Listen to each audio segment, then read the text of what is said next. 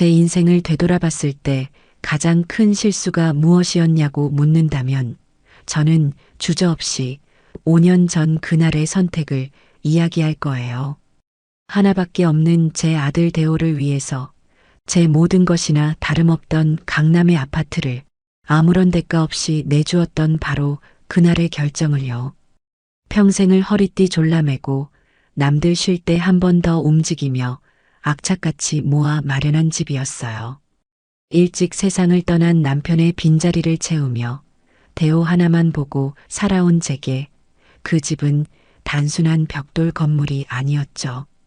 제 젊음과 눈물을 고스란히 바쳐 얻어낸 삶의 훈장 같은 공간이었어요. 그런 소중한 집을 아들 내외가 편히 살도록 내어주고 저는 아무런 연고도 없는 지방의 작은 집으로 터전을 옮겼습니다. 모든 일의 시작은 아들 대호의 전화 한 통이었어요. 어느 날 저녁이었죠. 어머니, 드릴 말씀이 있는데요. 수화기 너머로 들려오는 아들의 목소리가 어딘지 모르게 무겁고 조심스러웠어요. 무슨 일이 있나 싶어 가슴이 철렁 내려앉았죠. 응, 대호야. 무슨 일인데 그래? 그게 아니고요, 어머니. 지민이랑 지우 교육 때문에요. 아무래도 저희는 강남을 떠나면 안 될 것 같아요. 아시잖아요. 요즘 애들 교육이 얼마나 중요한지요. 아들의 말에 며느리 유진이는 기다렸다는 듯이 옆에서 거들었어요. 네, 어머님. 이 주변 학원이며 학교며 애들한테는 여기가 가장 좋은 환경이에요.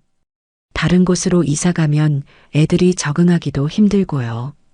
그 말을 듣는 순간 저는 단 1초의 망설임도 없었어요. 제 금쪽 같은 손주들이 좋은 환경에서 공부하고 남부럽지 않게 잘할 수만 있다면 이 늙은이의 남은 인생이야 어디서 보내면 어떻겠어요. 그게 바로 할머니의 마음이고 또 어미의 마음 아니겠어요? 알겠다. 그럼 너희가 여기서 살아라. 나는 어디 조용한 데 가서 지내면 그만이다. 제 대답에 아들 내외는 세상을 다 얻은 것처럼 기뻐했죠. 정말요, 어머니? 역시 어머니밖에 없으세요. 하며 제 손을 붙잡던 대호의 환한 얼굴이 아직도 눈앞에 서네요. 그렇게 저는 불과 며칠 만에 제 평생이 담긴 짐을 꾸려 정든 서울을 떠났습니다.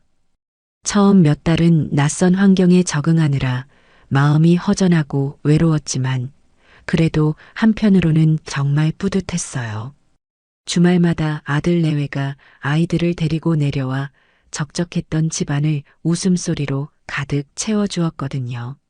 할머니 하고 우르르 달려와 제 품에 안기는 손주들을 보고 있으면 세상의 모든 시름이 봄눈 녹듯 사라지는 기분이었죠. 하지만 그 행복도 그리 길지는 않았어요. 손주들이 초등학교에 들어가고 학원이다 뭐다 바빠지기 시작하면서부터 아들 내외의 발길은 눈에 띄게 뜸해졌어요. 처음에는 애들이 커가면서 바빠져서 그렇겠지 하고 애써 이해하려고 노력했어요. 보고 싶은 마음은 영상통화로 손주들 얼굴을 보는 것으로 달래곤 했죠. 하지만 그것마저도 애들 지금 숙제해야 해서요. 곧 학원 갈 시간이라서요라는 며느리의 차가운 목소리에 10분을 넘기기 어려웠어요. 시간이 흐를수록 제 마음 한편에는 손주들을 향한 그리움과 함께 아들 내외에 대한 서운함이 조금씩 싹트기 시작했습니다. 그러던 어느 날이었어요. 날씨가 유난히 좋던 봄날 오후였죠. 장롱 깊숙이 보관해 두었던 낡은 앨범을 꺼내보는데 아직 아기티를 벗지 못한 지민이와 지우의 사진을 보니 더는 참을 수가 없어지더군요. 이렇게 얼굴 한번 제대로 못 보고 살 거면 내가 왜 그 좋은 집을 내주고 이 먼 곳에 내려와서 혼자 외롭게 지내고 있나 하는 생각이 들었어요. 보고 싶은 마음이 걷잡을 수 없는 파도처럼 밀려오자 저는 더 이상 망설일 수 없었죠. 다음 날 아침 서울로 가는 첫 차를 타기 위해 곧바로 조촐한 짐을 챙겼습니다. 아들 내외에게 미리 연락을 할까 잠시 고민했지만 깜짝 방문으로 기쁘게 해주고 싶은 마음에 일부러 전화를 걸지 않았어요.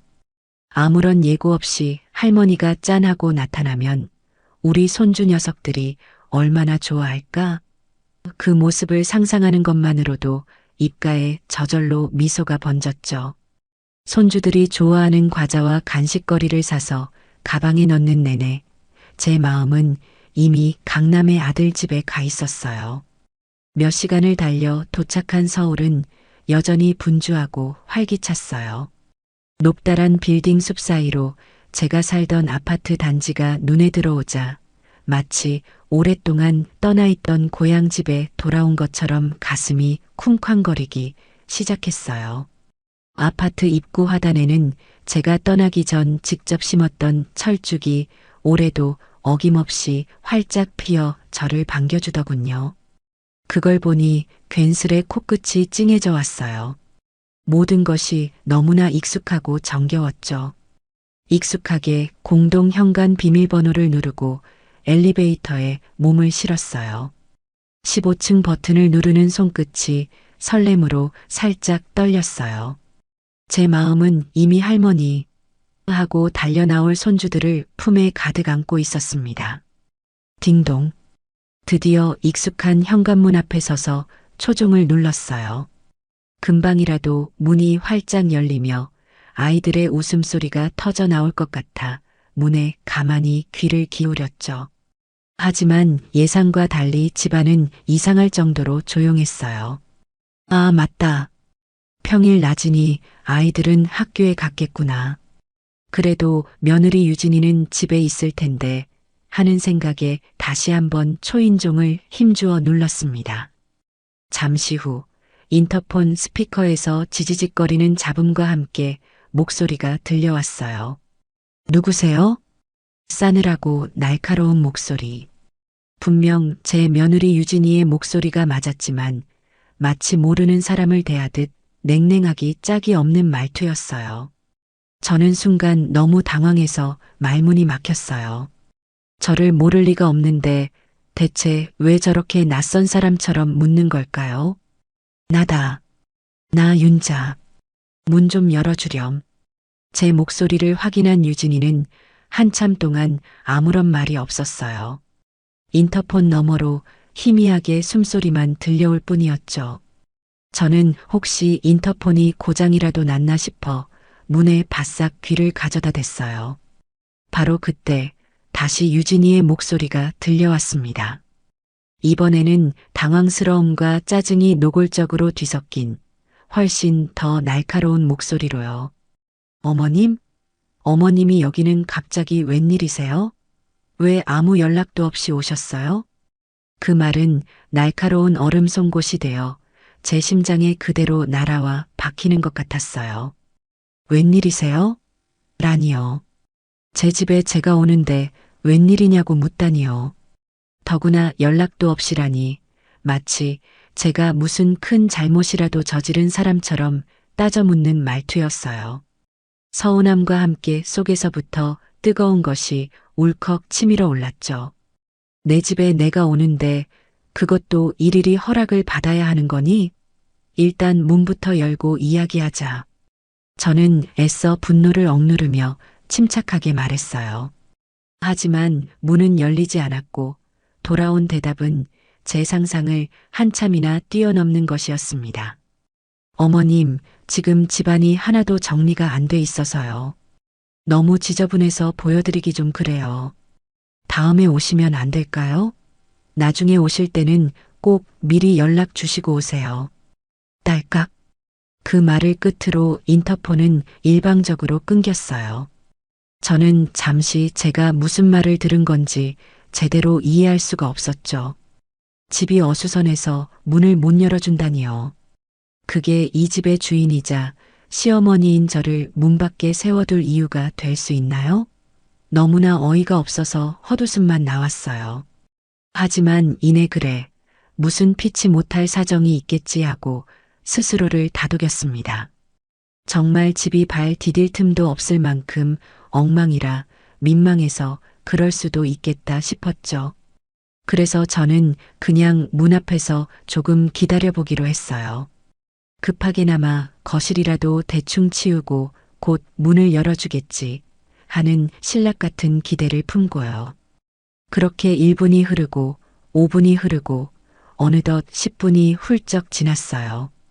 차가운 복도에 우두커니 서 있는 시간이 길어질수록 제 안에 신락 같던 기대는 점점 초조함과 불안감으로 변해갔죠.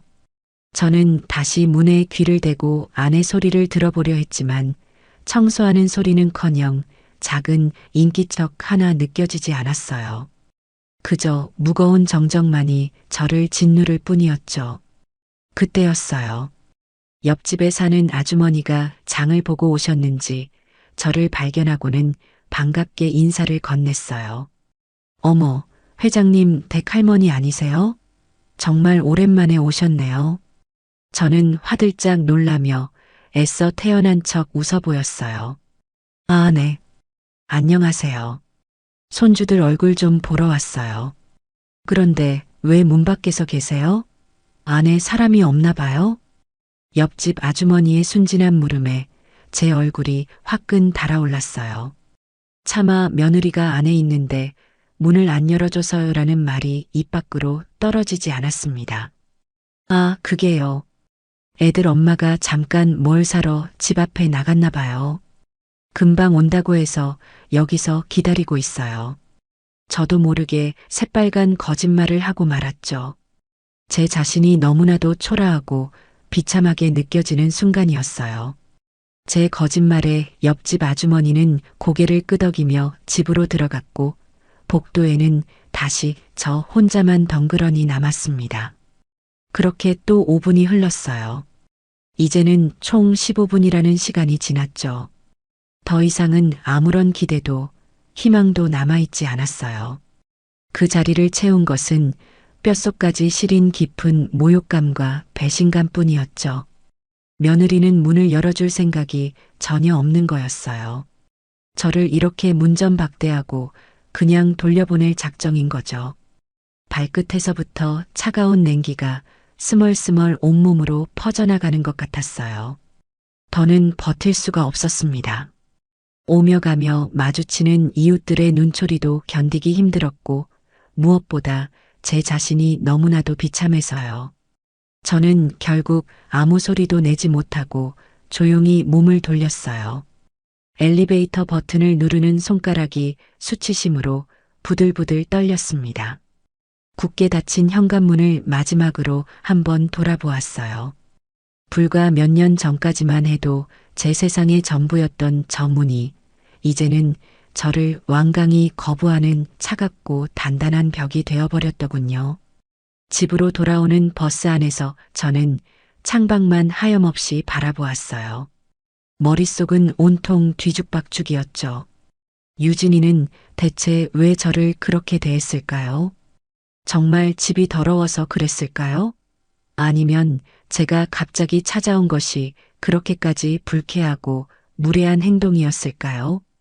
아무리 생각하고 또 생각해봐도 도저히 이해할 수가 없었어요. 하지만 그보다 더 제 마음을 아프게 짓누른 것은 아들 대호에 대한 원망이었습니다. 우리 아들은 이 사실을 알기나 할까? 만약 안다면 제 엄마가 이런 취급을 당했는데도 가만히 있는 걸까? 온갖 씁쓸한 생각들이 꼬리에 꼬리를 물고 저를 괴롭혔어요. 지방의 작은 집에 도착하자마자 저는 한참을 망설이다 결국 대호에게 전화를 걸었어요. 당장이라도 소리치며 따지고 싶은 마음과 그래도 하나뿐인 아들이니 분명 무슨 사정이 있었을 거라고 믿고 싶은 마음이 세차게 충돌했죠. 몇 번의 긴 신호음 끝에 대호가 전화를 받았습니다. 엄마. 웬일이야, 이 시간에? 아들의 목소리는 아무것도 모르는 사람처럼 평소와 다름없이 밝게만 들렸어요. 저는 깊게 심호흡을 한번 하고 오늘 있었던 일을 최대한 차분하게 설명하기 시작했어요. 유진이가 인터폰으로 어떻게 말했고 제가 무려 15분이나 차가운 복도에서 기다리다 결국 발길을 돌려야 했다는 사실까지요. 제 이야기를 다 들은 대호는 잠시 말이 없었어요. 저는 아들이 제 마음을 조금이라도 알아주고 제 편이 되어 유진이를 나무라주길 간절히 바랐어요. 엄마, 정말 미안해. 유진이가 생각이 짧았네.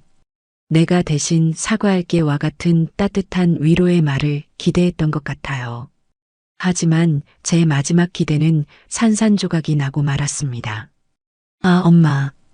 그 일 때문에 유진이랑 통화했어. 오늘 감기 기운이 너무 심해서 하루 종일 끙끙 앓아누워 있었나 봐. 그래서 그랬던 모양이야.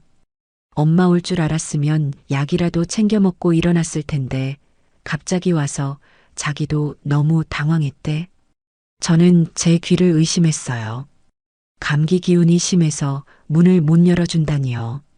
아파서 꼼짝도 못할 정도였다면 오히려 어머님, 제가 몸이 너무 안 좋아서요. 문 열어드릴 힘도 없네요.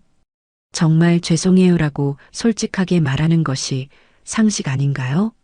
집이 지저분하다는 핑계는 또 뭐였고요. 앞뒤가 전혀 맞지 않는 너무나도 어설픈 변명이었어요. 무엇보다 저를 참을 수 없게 만든 것은 아들이 단 한순간도 제 입장에서 생각해주지 않는다는 사실이었어요. 그래도 그렇지 어떻게 시어머니를 15분이나 문 밖에 세워둘 수가 있니? 아프면 아프다고 솔직하게 말을 했어야 할 거 아니야. 아이, 엄마도 좀 이해해줘. 아픈 사람한테 뭘 그렇게까지 서운해해. 그리고 엄마도 앞으로는 그냥 불쑥 찾아가지 말고 오기 전에 미리 연락 한번 하고 와. 유진이도 손님 맞을 준비할 시간이 필요하잖아. 아들의 말은 겉보기엔 부드러웠지만 그 속에는 분명한 가시가 날카롭게 박혀 있었어요. 모든 책임이 미리 연락하지 않고 찾아간 제게 있다는 듯한 말투였죠. 그리고 준비할 시간이 필요하다는 말은 또 무슨 뜻일까요? 제가 무슨 불시에 검문이라도 나가는 성가신 손님인가요? 서러운 마음에 저도 모르게 목소리가 격앙되었어요. 준비는 도저히 무슨 준비를 한다는 거니? 거기가 원래 내 집인데 내가 내 집에 가는데 왜 며느리 눈치까지 보면서 허락을 받아야 하냐고. 그 순간 전화기 너머로 아들의 깊은 한숨소리가 들려왔어요. 그리고 이어진 아들의 말은 제 남은 인생을 통째로 뒤흔들어 버리는 세상에서 가장 잔인한 한마디가 되었습니다. 엄마, 그 집 이제 우리한테 주신 집 아니야? 왜 자꾸 엄마 집이라고 그래? 엄마가 그렇게 말씀하시면 유진이가 얼마나 부담스러워하는지 알아? 쿵. 제 심장이 저 아래 까마득한 바닥으로 떨어지는 소리가 들리는 것 같았어요. 우리한테 주신 집. 왜 자꾸 엄마 집이라고 그래? 제 아들의 입에서 나온 말이라고는 도저히 믿을 수가 없었죠. 저는 단 한 번도 그 집을 아들에게 주었다고 생각한 적이 없어요. 그저 아들 내외가 손주들 키우며 편안하게 살 수 있도록 빌려준 것이라고, 잠시 맡겨둔 것이라고만 생각했죠. 그런데 제 아들은 이미 그 집을 자신의 완전한 소유라고 생각하고 있었던 거예요. 그리고 이제 제 존재는 그 집에 대한 권리를 주장하는 부담스럽고 거추장스러운 과거일 뿐이었던 거죠. 전화기를 들고 있던 손이 힘없이 아래로 툭 떨어졌어요. 더 이상 아들과 무슨 말을 할 수 있을까요? 제 아들은 더 이상 제 아들이 아니었어요. 며느리 이유진의 남자, 그리고 그 집의 새로운 주인이 되어 제 어미를 문 밖으로 밀어내고 있었어요. 제가 바친 청춘과 헌신이, 제 인생 그 자체였던 그 집이 이렇게 허무하게 부정당하는 순간이었습니다. 알았다. 다신 그런 말 안 할게. 이만 끊는다. 저는 간신히 그 말만 내뱉고 전화를 끊었어요. 거실 한가운데 우두커니 서서 한참을 꼼짝도 할 수가 없었어요. 창밖은 어느새 칠흑 같은 어둠에 잠겨 있었죠. 마치 제 마음속처럼 한치 앞도 보이지 않았어요. 오늘 하루 동안 겪었던 모든 일들이 잔인한 영화의 한 장면처럼 머릿속을 스쳐 지나갔어요. 며느리의 차가운 목소리, 굳게 닫혔던 현관문, 저를 위아래로 훑어보던 이웃의 무심한 눈초리, 그리고 마지막으로 제 가슴에 대못을 박은 아들의 말까지. 이것은 결코 단순한 해프닝이 아니었어요. 앞으로 제게 닥쳐올 거대한 폭풍의 불길한 서막이었죠. 그날 이후 저는 며칠 밤낮을 끙끙 앓았어요. 몸이 아픈 것보다 마음이 골마 터져버린 것 같았죠. 아들의 그 한마디, 왜 자꾸 엄마 집이라고 그래라는 말이 귓가에서 떠나지 않고 저를 괴롭혔어요. 배신감에 치를 떨다가도 아니다. 내가 오해한 걸 거야. 아들이 그럴 리가 없어라며 스스로를 위로하기를 수십 번. 저는 이대로 모든 것을 오해 속에 남겨둘 수는 없다고 생각했어요. 아들 내외와 제대로 얼굴을 보고 대화를 해서 이 엉킨 실타래를 풀어야만 했죠. 그래요. 저는 아직도 일말의 기대를 버리지 못했던 거예요. 그래서 저는 큰 결심을 하고 다시 며느리에게 전화를 걸었습니다. 아들의 말대로 이번에는 미리 연락을 하기로 한 거죠. 그것이 그들이 정한 규칙이라면 일단은 따라주기로 했어요. 수화기를 들고 유진이의 번호를 누르는 손가락이 천근만근 무거웠지만 저는 숨을 한 번 크게 고르고 통화 버튼을 눌렀습니다. 여보세요. 여전히 아무런 감정도 실려 있지 않은 사무적인 며느리의 목소리가 들려왔어요. 나다 유진아. 네, 어머님. 무슨 일이세요? 제 목소리를 확인하고도 며느리의 목소리에는 조금의 변화도 없었어요. 저는 애써 다정한 목소리를 꾸며내며 말했어요. 다른 게 아니고 내가 이번 주 토요일에 너희 집에 한번 가려고 하는데 괜찮겠니? 우리 지민이 지우 얼굴 본 지도 너무 오래된 것 같아서. 제 딴에는 최대한 저자세로 며느리의 허락을 구하는 듯한 말투로 물었어요. 전화기 너머로 잠시 침묵이 흘렀어요. 유진이가 달력을 확인하는 건지 아니면 또 무슨 핑계를 댈까 고민하는 건지 알 수 없었죠. 제 심장이 조마조마하게 뛰었어요. 토요일이요? 글쎄요. 그날 저희 약속이 있었던 것 같은데. 잠깐만요. 잠시 후 유진이가 다시 입을 열었어요. 네, 토요일 오전에 오세요.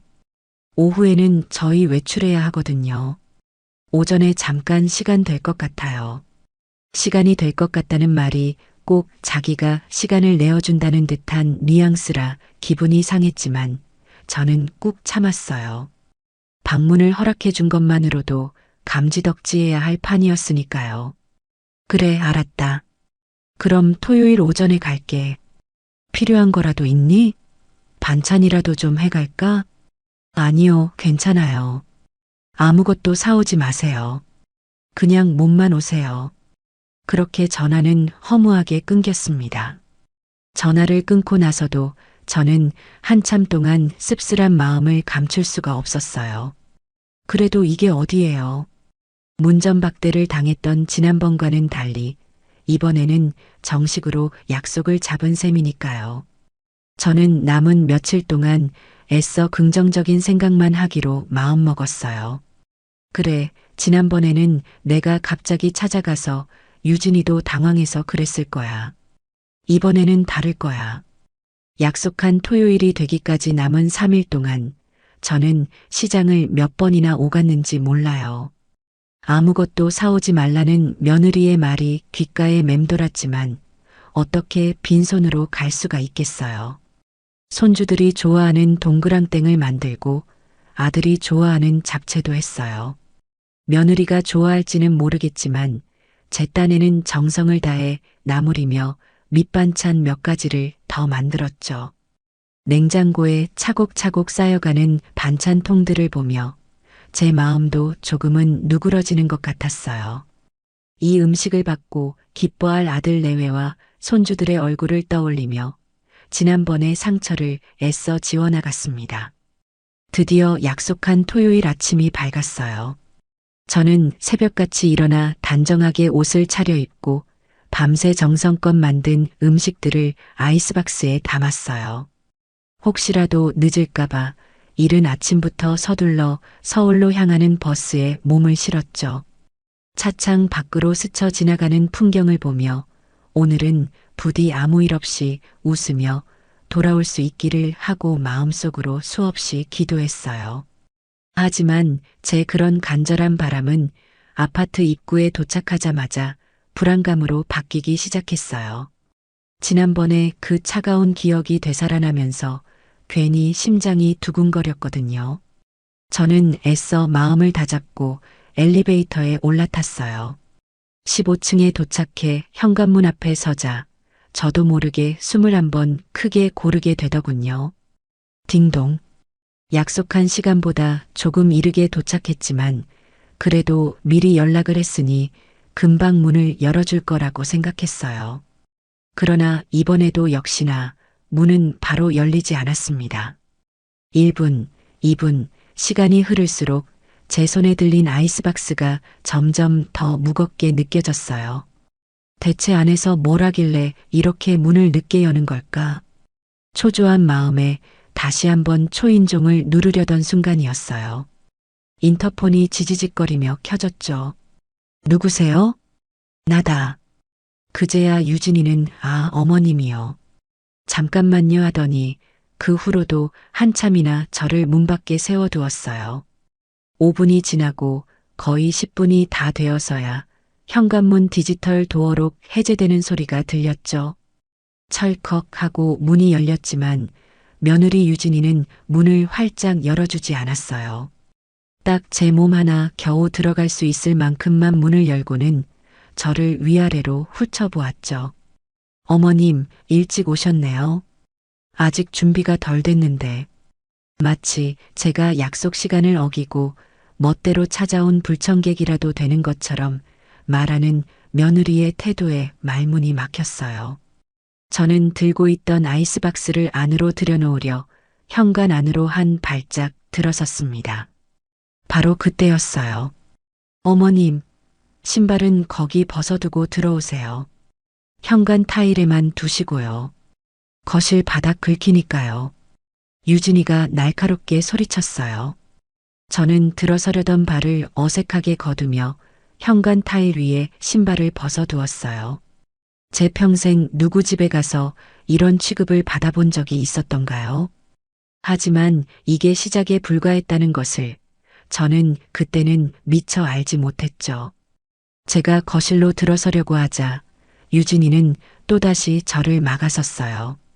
그러고는 현관 신발장 구석에서 뽀얀 털이 달린 손님용 슬리퍼를 꺼내 제 발밑에 툭 던져주었죠. 어머님, 이거 신으세요. 어제 거실 바닥 왁스칠새로 싹 했거든요. 맨발로 다니시면 발자국 남아서요. 저는 아무 말도 못하고 유진이가 던져준 슬리퍼로 어색하게 발을 옮겼어요. 거실에 들어서는 순간 저는 제 눈을 의심했어요. 불과 몇 년 전까지 제가 살던 집이 맞나 싶을 정도로 모든 것이 변해 있었거든요. 제가 아끼던 짙은 갈색의 가죽 소파는 온데간데였고 그 자리에는 새하얀 천으로 된 소파가 놓여 있었어요. 거실 바닥은 어찌나 반짝이게 닦아놓았는지 제 얼굴이 다 비칠 정도였죠. 온통 하얗고 반짝이는 마치 모델하우스처럼 꾸며진 집은 너무나도 낯설고 차갑게만 느껴졌어요. 제 손때와 추억이 묻어있던 공간은 이제 어디에도 남아있지 않았습니다. 집이 아주 깨끗하구나. 저는 어색한 분위기를 풀어보려 애써 칭찬을 건넸어요. 그러자 유진이는 기다렸다는 듯이 자랑을 늘어놓기 시작했죠.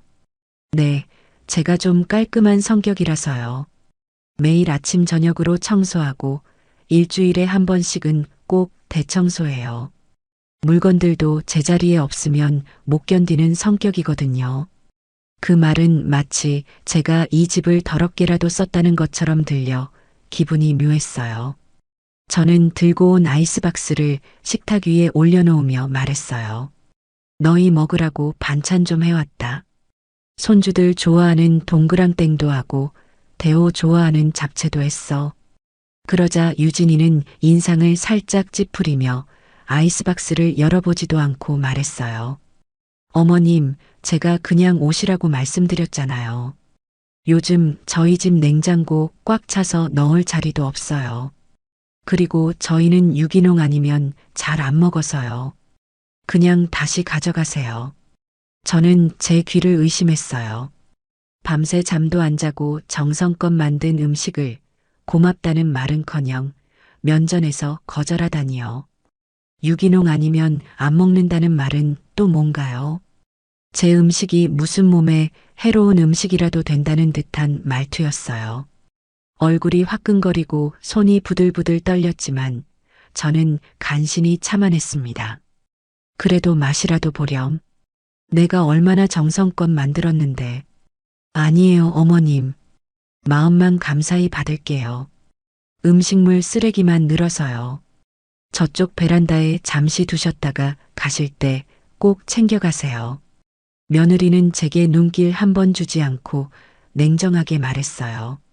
더 이상 무슨 말을 할 수 있을까요? 저는 무거운 아이스박스를 들고 며느리가 가리키는 베란다 구석에 내려놓았어요. 제 정성과 마음이 음식물 쓰레기 취급을 당하는 것 같아 눈물이 핑 돌았죠. 지민이랑 지우는 어디 있니? 학원 갔어? 저는 화제를 돌려 손주들 안부를 물었어요. 손주들 얼굴이라도 보면 이 서러운 마음이 좀 풀릴 것 같았거든요. 네, 아침부터 영어 학원 갔다가 오후에는 수학 과외 가야 해요. 오늘은 집에 없을 거예요. 아니, 토요일인데 애들을 그렇게 뺑뺑이를 돌려? 할머니 왔다는데 얼굴도 못 보고 가는 게 말이 되니? 어머님, 요즘 강남 애들 다 이렇게 살아요. 하루라도 쉬면 경쟁에서 뒤처지는 거 순식간이에요. 어머님은 잘 모르시잖아요. 잘 모르신다는 말에 또 한 번 가슴에 비수가 꽂혔어요. 며느리는 저를 손주들 교육에 대해 아무것도 모르는 시대에 뒤떨어진 늙은이 취급을 하고 있었던 거죠. 저는 할 말을 잃고 소파 끝에 어색하게 걸터 앉았어요. 유진이는 제게 물 한 잔 내어주지 않고 부엌과 거실을 오가며 혼자 분주하게 움직일 뿐이었어요. 저를 투명인간처럼 대하는 며느리 때문에 30분이라는 시간이 마치 3년처럼 길고 고통스럽게 느껴졌습니다. 시계가 11시를 가리키자 유진이는 보란 듯이 손목시계를 확인하며 말했어요. 어머님, 이제 슬슬 일어나셔야겠어요. 저 12시에 친구랑 약속 있어서 준비하고 나가야 하거든요. 그것은 누가 들어도 명백한 축객령이었어요. 약속 때문에 오후에 외출해야 한다고 했던 말이 거짓말이었던 거죠. 30분. 제가 아들 집에 머물 수 있도록 허락된 시간은 고작 30분이었던 거예요. 저는 더 이상 참을 수가 없었어요. 제 안에서 무언가 툭 하고 끊어지는 소리가 들렸죠. 유진아. 저는 자리에서 일어나 며느리를 똑바로 쳐다보며 물었어요. 너 나한테 왜 이러는 거니? 내가 너한테 뭘 그렇게 잘못했어? 제 질문에 유진이는 어깨를 으쓱하며 피식 웃더군요. 그러더니 그동안 감춰왔던 본심을 거침없이 쏟아내기 시작했어요. 어머님, 제가 솔직하게 말씀드릴게요. 그냥 저희 사는 모습에 간섭하지 않으셨으면 좋겠어요. 이 집, 물론 어머님 집 맞죠? 그런데 지금 실제로 사는 건 저희 가족이잖아요. 어머님이 이렇게 불쑥불쑥 찾아오시면 저희도 저희 생활이 있는데 솔직히 너무 불편해요. 불편해? 내가 내 집에 오는 게 불편하다는 말이니? 네, 불편해요. 그리고 이제 이 집은 저희 집이에요. 어머님도 그렇게 생각해 주셨으면 좋겠어요. 어차피 나중에 대호 씨가 물려받을 집인데 그냥 저희한테 온전히 주셨다고 생각하시면 안 돼요? 저는 너무나도 당당하고 뻔뻔한 며느리의 태도에 할 말을 잃었어요. 그때 유진이가 제게 다가와 마지막 쐐기를 박았습니다. 그러니까 다음부터는 그냥 오지 마세요. 오늘처럼 연락하고 오셔도 저 바쁘면 못 받을 수도 있을 거예요. 이제 아셨죠? 그 말을 끝으로 유진이는 현관문을 활짝 열고 제가 나가기만을 기다렸어요. 저는 아무런 말도 아무런 저항도 하지 못하고 멍하니 서 있었어요. 그리고는 제가 가져왔던 아이스박스를 챙겨 들고 유진이가 열어놓은 문을 통해 쫓겨나듯 집을 나섰습니다. 현관문이 제 등 뒤에서 소름 끼치도록 차갑게 닫히는 순간 저는 깨달았어요. 이것은 단순한 갈등이 아니라 제 모든 것을 빼앗으려는 명백한 전쟁의 시작이라는 것을요. 두 번째 굴욕을 겪고 집으로 돌아오는 길은 그야말로 지옥 같았어요. 며느리의 마지막 말, 다음부터는 그냥 오지 마세요라는 그 차갑고 날선 목소리가 제 머릿속을 떠나지 않았죠. 지난번에는 아들이라도 두둔해 주었지만 이번에는 빼도 박도 못하는 명백한 거절이었어요. 간섭하지 마세요. 저희 집이에요. 며느리의 말 한마디 한마디가 날카로운 파편이 되어 제 심장을 헤집는 것 같았죠. 버스 창문에 비친 제 얼굴은 핏기 하나 없이 초췌하기 짝이 없었어요. 대체 왜 저렇게까지 하는 걸까? 집에 돌아와서도 며칠 동안 그 생각에서 벗어날 수가 없었어요. 단순히 시어머니의 방문이 불편해서라고 하기에는 며느리의 태도는 도를 한참 넘어선 것이었어요. 마치 제가 그 집에 발을 들이면 안 되는 무슨 큰 이유라도 있는 사람처럼 저를 필사적으로 막는다는 느낌을 지울 수가 없었죠. 처음에는 분노와 서러움에 아무 생각도 할 수 없었지만 시간이 조금 지나고 감정이 가라앉아 머리가 차갑게 식기 시작했어요. 그리고 마음 한구석에서 불길한 의심이 고개를 들기 시작했습니다. 무언가 이상했어요. 제가 모르는 무언가가 저 집에서 벌어지고 있다는 강한 예감이 들었죠. 저는 이대로 당하고만 있을 수는 없다고 생각했어요. 며느리가 왜 저렇게까지 저를 막아서는지 그 이유를 제 눈으로 직접 확인해야만 했죠. 그때부터였어요. 제 인생에서 단 한 번도 해본 적 없는 마치 탐정 같은 조사를 저 혼자서 시작하게 된 것이요. 가장 먼저 확인해야 할 것은 그 집의 명의였어요. 아들과 며느리는 이미 그 집을 자신들의 소유인 것처럼 말하고 행동했지만 저는 분명히 제 이름으로 된 집을 그들에게 넘겨준 기억이 없었거든요. 혹시라도 제 기억이 잘못되었나 아니면 제가 모르는 사이에 무슨 일이 있었나 싶어 불안한 마음을 안고 가까운 주민센터를 찾아갔습니다. 부동산 등기부등본 좀 떼어보려고 하는데요. 젊은 직원은 저를 위아래로 한번 훑어보더니 익숙하게 컴퓨터로 주소를 입력했어요. 제 심장이 쿵쾅거리기 시작했죠. 모니터 화면에 무슨 글자가 나타날지 두 눈을 똑바로 뜨고 쳐다볼 자신이 없었어요. 잠시 후 프린터에서 따끈따끈한 서류 한 장이 출력되어 나왔습니다. 직원이 제게 건네준 서류를 받아드는 손이 미세하게 떨렸어요. 소유자 김윤자. 서류의 맨 위에 적힌 제 이름을 확인하는 순간 저도 모르게 안도의 한숨이 터져 나왔어요. 그래요. 그 집은 여전히 법적으로 완벽한 제 집이 맞았어요. 아들이나 며느리의 이름은 어디에도 없었죠. 일단 가장 중요한 사실을 확인하고 나니 조금은 마음이 놓였어요. 하지만 동시에 의문은 더욱 커졌습니다. 자기들 집도 아니면서 대체 무슨 배짱으로 저에게 그런 말들을 내뱉을 수 있었던 걸까요? 저는 등기부등본을 가방에 고이 넣고 집으로 돌아와 다시 한번 꼼꼼히 서류를 살펴보았어요. 그런데 이상한 점이 눈에 띄었어요. 제가 살던 때와는 다르게 아파트의 구조나 면적에 대한 내용이 조금 변경되어 있었죠. 제가 모르는 사이에 불법은 아니지만 구청에 신고가 필요한 수준의 리모델링이 진행되었다는 뜻이었어요. 바닥 왁스칠을 새로 했다는 며느리의 말이 떠올랐어요. 단순히 바닥만 새로 깐 수준이 아니었던 거죠. 집주인인 제 허락도 없이 자기들 마음대로 집을 뜯어고쳤다는 사실에 어이가 없어서 말이 나오지 않았어요. 끓어오르는 분노를 간신히 억누르며 저는 다음 단계로 넘어가기로 했습니다. 며칠 후 저는 핑계를 만들어 다시 서울로 향했어요. 병원 진료가 있다는 거짓말을 하고 아침 일찍 집을 나섰죠. 하지만 제 발걸음이 향한 곳은 병원이 아니라 제가 살던 아파트 근처의 공원이었어요. 그 아파트에 오래 살았던 이웃이라면 무언가 알고 있지 않을까 하는 생각에서였죠. 저는 공원 벤치에 앉아 무작정 아는 얼굴이 나타나기만을 기다렸어요. 1시간이 지났을까 저 멀리서 익숙한 얼굴이 눈에 들어왔어요. 바로 제 아랫집에 살던 박 여사였죠. 어머, 박 여사님, 오랜만이에요.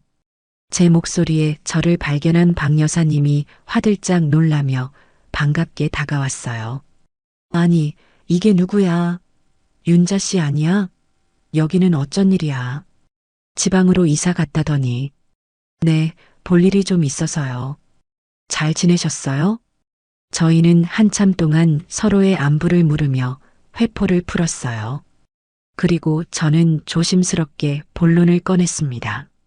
저기, 박 여사님, 혹시 우리 아들 내외 요즘 어떻게 지내는지 아세요? 제가 통 연락이 잘 안 돼서요. 제 질문에 박 여사님은 기다렸다는 듯이 입을 열었어요. 아이고, 말도 마. 얼마나 잘 지내는데. 윤자 씨 며느리 아주 이 동네에서 여왕처럼 하고 다녀. 이 집이 자기 집이라고 아주 동네방네 자랑을 하고 다니잖아. 박 여사님의 말에 제 심장이 쿵 내려앉는 것 같았어요. 자기 집이라고요? 그럼. 얼마 전에는 집 리모델링 싹 했다고 우리 부녀의 사람들 다 불러서 집들이도 했어. 돈을 몇 천만 원이나 들였다나 뭐라나. 아주 입이 귀에 걸렸더라고.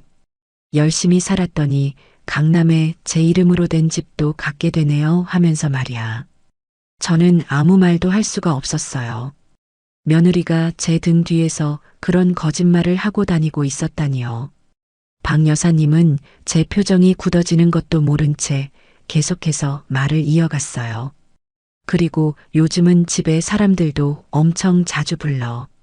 밤늦게까지 시끄럽게 파티 같은 것도 자주 하고 젊은 사람들이라 그런지 아주 신나게들 살더라고. 몇 번 시끄러워서 민원을 넣을까 하다가 그래도 윤자 씨 아들 생각해서 참았지. 모든 퍼즐 조각이 맞춰지는 순간이었어요. 며느리가 저를 그토록 필사적으로 막았던 이유. 그것은 바로 자신의 거짓말이 탄로 날까봐 두려웠기 때문이었던 거죠. 제가 그 집에 나타나는 순간 자신이 만들어 놓은 강남 아파트자가 소유자라는 허상과 거짓말이 모두 무너져 내릴 테니까요. 박 여사님과 헤어지고 집으로 돌아오는 길, 저는 분노보다 더 큰 허탈감에 휩싸였습니다. 하지만 진짜 충격은 아직 남아 있었어요. 집에 돌아온 저는 문득 며느리가 했던 말이 생각났어요. 예전에 얼핏 자기는 SNS에 자기 일상을 기록하는 걸 좋아한다고 했었죠. 저는 평생 그런 걸 해본 적이 없지만 혹시나 하는 마음에 옆집 사는 젊은 세댁에게 부탁해 며느리의 이름을 검색해 달라고 했어요. 그리고 잠시 후 옆집 세댁이 건네준 휴대폰 화면을 보고 저는 그 자리에 얼어붙고 말았습니다. 화면 속에는 제 며느리 유진이의 화려한 일상이 파노라마처럼 펼쳐지고 있었어요. 명품 가방과 옷을 자랑하는 사진들, 고급 레스토랑에서 음식을 먹는 사진들, 그리고 제 눈을 가장 사로잡은 것은 바로 우리 집 인테리어 대공개 라는 제목으로 올라온 여러 장의 사진이었습니다. 사진 속에는 제가 낯설게 느꼈던 바로 그 거실과 부엌, 그리고 안방의 모습이 담겨 있었어요. 3천만 원을 투자한 저희 부부의 스위트홈, 어떤가요? 매일 호텔에서 사는 기분이에요. 사진 밑에 적힌 글을 읽는 순간 피가 거꾸로 솟는 것 같았어요. 제 허락도 없이 뜯어 고친 집을 자기들의 스위트홈이라고 부르다니요. 스크롤을 내려보니 그 밑에는 친구들의 부러움 가득한 댓글들이 달려 있었어요. 언니, 집 진짜 대박이다. 완전 성공했네. 강남 아파트라니 너무 부럽다. 그리고 그 댓글 밑에 달린 유진이의 답글은 제 남은 이성마저 끊어버리기에 충분했습니다. 뭘 이 정도 가지고 그냥 열심히 살았더니 좋은 집도 갖게 되고 그러네. 마치 자기 힘으로 그 집을 이룬 것처럼 너무나도 태연하고 뻔뻔하게 거짓말을 하고 있었던 거예요. 제 평생의 노력이, 제 눈물과 땀이 며느리의 SNS 자랑질을 위한 배경으로 전락해버린 순간이었죠. 저는 휴대폰을 든 손을 부들부들 떨었어요. 이것은 단순한 거짓말을 넘어선 저라는 존재에 대한 완벽한 기만이자 모독이었습니다. 이제 더 이상 망설일 이유가 없었어요. 이 모든 것을 제 아들 대호의 입으로 직접 확인해야만 했습니다. 다음 날 아침 저는 아들에게 전화를 걸었습니다. 평소 같았으면 아침 이른 시간에 전화하는 것을 주저했겠지만 이제는 그런 사소한 배려 따위는 해주고 싶지 않았어요. 대호야, 오늘 저녁에 나 좀 보자. 너희 회사 근처로 갈 테니 시간 비워둬. 제 목소리는 저도 놀랄 만큼 차갑고 단호하게 나갔어요. 제 평소답지 않은 목소리에 아들도 무언가 심상치 않음을 느꼈는지 군말 없이 알겠다고 대답했죠. 그날 오후 저는 다시 서울로 향했습니다. 아들의 회사가 있는 강남의 한 빌딩 앞 약속 장소인 조용한 카페에 먼저 들어가 자리를 잡았어요. 창밖으로 바쁘게 오가는 사람들을 보며 저는 오늘 무슨 말을 어떻게 꺼내야 할지 머릿속으로 수없이 되뇌었어요. 감정적으로 폭발해서는 안 된다. 최대한 차분하고 이성적으로 제가 확인한 사실들만 가지고 이야기해야 한다. 그렇게 마음을 다잡고 있는데 카페 문이 열리며 아들 대호가 들어왔어요. 엄마, 일찍 왔네. 무슨 일이야, 갑자기 보자고 하고. 제 앞에 앉은 아들의 얼굴에는 피곤한 기색과 함께 약간의 불안감이 서려 있었어요. 저는 아무런 대답 없이 가방에서 서류 봉투 하나를 꺼내 테이블 위에 올려놓았습니다. 이게 뭐야? 한번 봐. 너도 봐야 할 것 같아서. 대호는 의아한 표정으로 봉투를 열었어요. 그 안에는 제가 떼었던 아파트의 등기부등본과 며느리의 SNS 화면을 캡처해서 인쇄한 사진 몇 장이 들어 있었죠. 등기부등본을 확인한 대호의 얼굴이 살짝 굳어지는가 싶더니 이내 유진이의 SNS 사진을 보고는 사색이 되었어요. 엄마, 이건 또 어떻게, 내가 어떻게 알았는지가 중요하니? 이게 다 사실인지가 중요하지. 대호야, 너 엄마한테 할 말 없어? 저는 아들의 눈을 똑바로 쳐다보며 물었어요. 대호는 제 시선을 피하며 어쩔 줄 몰라 했어요. 한참 동안 입술만 달싹이던 아들은 결국 궁색한 변명을 늘어놓기 시작했습니다. 엄마, 그게 유진이가 요즘 좀 예민해서 그래. 친구들한테 자랑하고 싶은 마음도 있고 하니까 그냥 좀 좋게 봐주면 안 돼? 아기가 있어서 그런 건 아니야. 아기가 없어? 집주인인 나한테는 오지도 말라고 문전박대하면서 등 뒤에서는 이 집이 자기 집이라고 돈내봐 내 떠들고 다니는 게 아기가 없는 거니? 그리고 이 리모델링은 또 뭐야? 이거 하는데 돈이 한두 푼 든 게 아닐 텐데. 누구 허락받고 집을 이렇게 다 뜯어 고친 거야? 제 추궁의 대호는 더 이상 말을 잇지 못하고 고개를 숙였어요. 제가 모든 것을 알고 있다는 사실에 더는 변명도 통하지 않는다고 생각했겠죠. 저는 마지막 남은 희망을 걸고 아들에게 물었습니다. 너는 정말 몰랐니? 유진이가 이러고 다니는 거 정말 몰랐어? 제발 몰랐다고 말해주길 바랐어요. 아내의 잘못된 행동을 미처 알지 못했다고, 알았다면 당장 뜯어말렸을 거라고 말해주길 바랐죠. 하지만 아들의 입에서 나온 대답은 제 마지막 희망마저 산산조각 내버렸습니다. 알고 있었어, 엄마. 미안해. 알고 있었다니. 알고 있었으면서도 자기 아내가 제게 그런 모욕을 주고 제 존재를 지워나가는 것을 그저 방관하고 있었다니요. 저는 너무나 큰 충격과 배신감에 잠시 말을 잃었어요. 온몸에서 힘이 빠져나가는 것 같았죠. 그때 고개를 숙이고 있던 아들이 어렵게 입을 열기 시작했어요. 그 입으로 털어놓은 이야기는 더욱 기가 막힌 것이었습니다. 엄마, 사실은 유진이가 그 집 명의를 자기 앞으로 바꿔달라고 계속 얘기하고 있어. 뭐? 명의를 바꿔달라고? 응. 유진이 말로는 어차피 나중에 우리 집이 될 거니까 미리 증여를 해달라고 하더라고. 그래야 자기도 마음 편하게 이 집을 자기 집처럼 꾸미고 살 수 있을 것 같다고. 저는 제 귀를 의심했어요. 이제는 아예 집을 통째로 삼키려는 속셈이었던 거예요. 제가 그 집에 드나드는 것을 막았던 것도, 집을 자기 마음대로 뜯어고쳤던 것도 모두 이 집을 완전히 자기 것으로 만들기 위한 계획의 일부였던 거죠. 그래서 너는 뭐라고 했는데? 설마 거기에 동조한 건 아니지? 저는 떨리는 목소리로 물었어요. 아들이 고개를 들고 저를 바라보았어요. 그 눈빛은 더 이상 제가 알던 착하고 순한 아들의 눈빛이 아니었어요. 욕심과 이기심, 그리고 아내에 대한 맹목적인 믿음으로 가득 차 있었죠.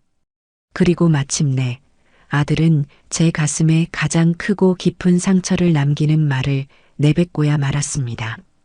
엄마, 그냥 유진이가 원하는 대로 해주시면 안 돼? 엄마 말대로 어차피 나중에 다 내 재산이 될 거잖아. 그냥 좀 일찍 준다고 생각하면 안 될까? 그래야 우리 유진이도 마음 편하고 우리 가족도 더는 엄마 눈치 안 보고 행복하게 살 수 있을 것 같아. 저는 그 말을 듣는 순간 제 안에 무언가가 완전히 무너져 내리는 것을 느꼈어요. 엄마 눈치 안 보고 행복하게 살 수 있을 것 같다니. 제 존재가 아들 가족의 행복을 가로막는 장애물이라는 말과 다름없었죠. 아들은 이미 오래전에 며느리의 편에 서서 저를 어떻게 하면 자신의 인생에서 밀어낼 수 있을까만 고민하고 있었던 거예요. 제가 평생을 바쳐 키운 아들이 이제는 제 전부를 내놓으라고 아무렇지 않게 요구하고 있었어요. 모든 것을 깨달은 순간 신기하게도 눈물이 나지 않았어요. 대신 차가운 분노와 함께 서늘한 결심이 제 마음속에 자리 잡았죠. 더 이상 이들을 위해 희생하고 상처받을 필요가 없었어요. 이들에게 저는 더 이상 어머니가 아니었으니까요. 저는 자리에서 조용히 일어났어요. 멍하니 저를 올려다보는 아들을 향해 저는 제 평생 가장 차가운 목소리로 말했습니다. 알았다. 너희 뜻이 정 그렇다면 엄마가 결정할게. 그리고 저는 아무런 미련 없이 카페를 걸어 나왔어요.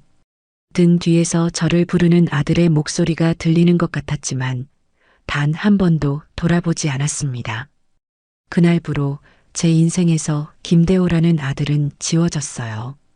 이제 남은 것은 오롯이 제 인생을 되찾기 위한 싸움뿐이었습니다. 지방의 작은 집에 돌아온 저는 며칠 동안 아무것도 하지 않고 조용히 지냈어요. 마치 다가올 폭풍을 앞둔 전사의 휴식처럼 제 안의 모든 것을 비워내고 앞으로 해야 할 일들을 차분히 정리하는 시간이 필요했거든요. 아들에게서는 몇 번이고 전화가 걸려왔지만 저는 단 한 번도 받지 않았습니다. 무슨 말을 할지는 불 보듯 뻔했으니까요. 엄마, 제가 잘못했어요. 다시 생각해 주세요. 하지만 그 말 속에 진정한 반성이나 뉘우침이 없다는 것을 저는 이미 알아버렸어요. 그저 제 재산을 탐내는 욕심과 안락한 삶을 잃을지도 모른다는 불안감에서 비롯된 가식적인 애원일 뿐이었죠.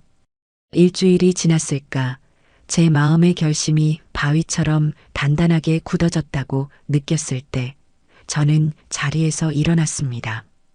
옷장에서 가장 단정하고 값비싸 보이는 옷을 꺼내 입고 평생 한두 번 멜까 말까 했던 핸드백을 들었어요. 화장대 앞에 앉아 역계분을 바르고 입술연지도 꼼꼼히 챙겨 발랐죠. 거울 속에 비친 제 모습은 더 이상 아들과 며느리에게 상처받고 슬퍼하던 초라한 늙은이가 아니었어요. 자신의 것을 되찾기 위해 전장으로 나서는 장수의 얼굴을 하고 있었죠. 제가 향한 곳은 서울이었습니다. 하지만 이번에는 아들의 집이 아니었어요. 저는 강남의 아파트 단지 상가에 즐비하게 늘어선 부동산 중개업소들을 차례로 둘러보기 시작했어요. 단순히 집을 내놓기 위함이 아니었죠. 저는 제 가장 중요한 자산을 맡길 신중하고 입이 무거우며 유능한 파트너를 찾고 있었습니다. 몇 군데를 기웃거리며 밖에서 분위기를 살피던 제 눈에 크지는 않지만 깔끔하고 신뢰감 있게 보이는 한 부동산이 들어왔어요. 저는 망설임 없이 그곳의 문을 열고 들어섰습니다. 어서 오세요. 어떤 일로 오셨어요? 안쪽에 앉아있던 중년의 남자가 저를 보고 자리에서 일어나며 반갑게 맞았어요. 저는 소파에 자리를 잡고 앉아 핸드백에서 등기부등본을 꺼내 테이블 위에 올려놓았습니다. 이 아파트 팔고 싶어서요. 제 말에 남자는 서류를 집어들고 주소를 확인하더니 눈을 동그랗게 떴어요. 아니, 이 로열동 로열층을요? 어르신이 집주인이셨군요. 이 집은 저희 부동산에서도 다들 탐내는 매물인데 내놓으시는 분이 없어서 거래를 못하고 있었어요. 그는 호들갑스럽게 말하며 저를 다시 한번 훑어보았죠. 아마 제 행색이 이런 비싼 집의 소유주일 거라고는 상상하지 못했던 모양이에요. 시세는 잘 알고 계시죠? 요즘 워낙 올라서 못 받아도 30억은 충분히 받습니다. 혹시 급하게 파시는 거면 저희가 아는 투자자분들께 연락해서 최대한 빨리 정리해 드릴 수도 있고요. 남자는 제가 돈이 급해 집을 파는 것이라고 지레짐작하는 듯 했어요. 저는 그의 눈을 똑바로 쳐다보며 차분하게 말했습니다.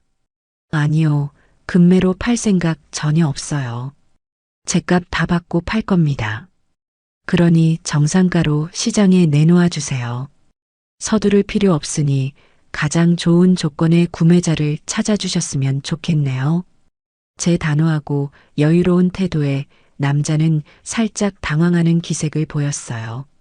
그는 이내 전문가다운 표정으로 돌아와 고개를 끄덕였죠.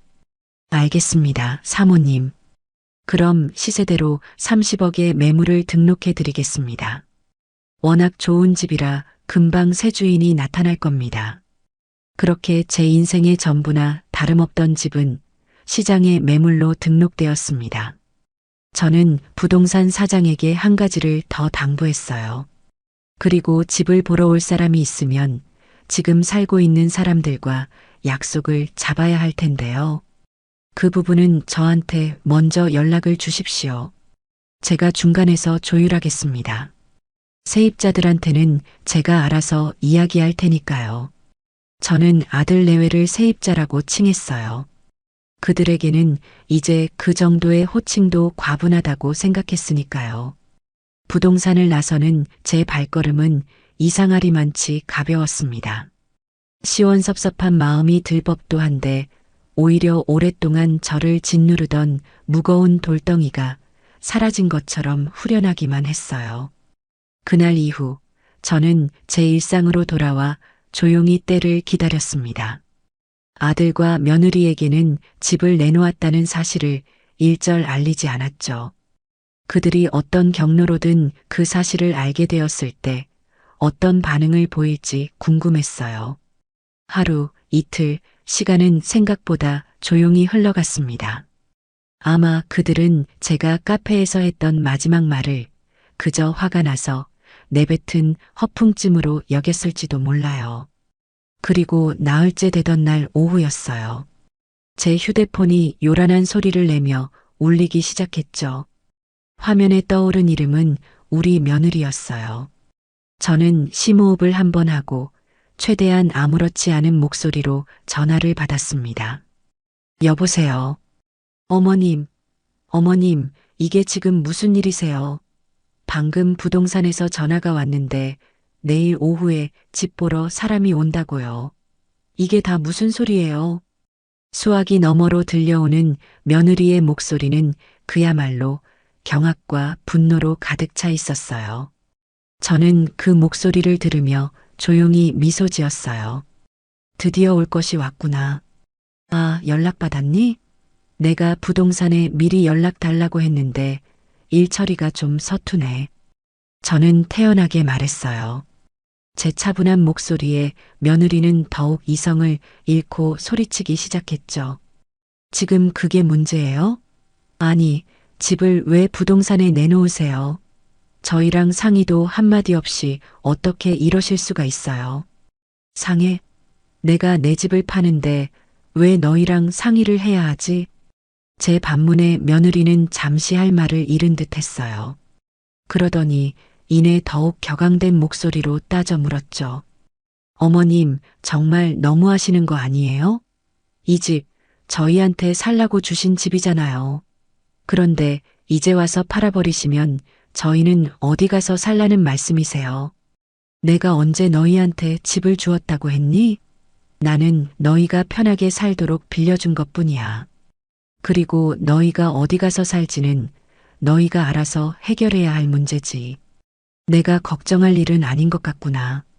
저는 한마디 한마디 또박또박 제 의사를 전달했어요. 더 이상은 그들의 감정에 휘둘리거나 상처받지 않기로 했으니까요.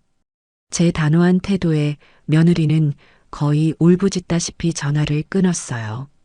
아마 제정신이 아니었겠죠. 그리고 30분도 채 지나지 않아 이번에는 아들에게서 전화가 걸려왔어요. 받지 않으려다 이 소동의 마무리는 아들과 직접 지어야 한다는 생각에 통화 버튼을 눌렀습니다. 예상대로 아들의 목소리는 다급하고 절박했어요. 엄마, 엄마, 이게 다 사실이야? 유진이한테 들었는데 집 정말 내놓은 거야? 그래, 사실이다. 엄마, 어떻게 나한테 이럴 수가 있어? 내가 그날 잘못했다고 했잖아. 내가 다 빌었잖아. 내가 빈 것은 진심이 아니었잖니. 내 집을 잃을까봐 두려웠을 뿐이지. 제 전곡을 찌르는 말에 아들은 잠시 말을 잇지 못했어요. 그러더니 곧바로 읍소 작전으로 나오더군요. 엄마, 제발. 우리 지민이랑 지우는 어떡하라고 그래. 애들 학교도 여기고 친구들도 다 여기에 있는데 갑자기 집을 팔면 애들 인생은 뭐가 돼. 제발 애들 봐서라도 걷어줘. 응? 손주들을 방패 삼아 제 동정심에 호소하는 아들의 모습이 역겹기까지 했어요. 애들 인생? 너희가 내게 문전박대하고 오지 말라고 소리칠 때 그때는 내 인생은 안중에도 없었니? 이제 와서 아이들 핑계를 대는 건 너무 비겁하지 않니? 저는 차갑게 말했어요. 더 이상은 그 어떤 말에도 흔들리지 않을 거라는 제 의지를 보여주고 싶었죠. 아들은 결국 전화를 끊고 그날 저녁 회사 일이 끝나자마자 헐레벌떡 제 지방 집으로 쫓아왔습니다. 초인종 소리에 문을 열어주자 땀으로 흠뻑 젖고 넥타이는 비뚤어진 채 금방이라도 울음을 터뜨릴 것 같은 얼굴의 아들이 서 있었어요. 엄마. 아들은 집 안으로 들어서자마자 제 앞에 무릎을 꿇으려고 했어요. 저는 그 모습을 차갑게 막아섰습니다. 일어서라. 내가 무릎 꿇는다고 해서 내 결정이 바뀔 일은 없어. 엄마, 제발요. 제가 정말 잘못했어요. 유진이도 지금 집에서 울고불고 난리예요. 저희 이제 어떡해요? 당장 어디 가서 집을 구해요? 아들의 절박한 외침에도 제 마음은 잔물결 하나 잃지 않았어요. 저는 소파에 앉아 아들을 똑바로 쳐다보며 말했습니다. 너희가 어디서 살지는 너희가 알아서 할 문제라고 했을 텐데. 그리고 너무 걱정하지 마라. 법적으로 너희가 갑자기 길거리에 나앉을 일은 없으니까. 그게 무슨 소리야? 내 집을 팔 권리는 나한테 있는 거야, 대호야. 그리고 너는 더 이상 내 아들이기 이전에 내 집에 무상으로 거주하고 있는 세입자일 뿐이지.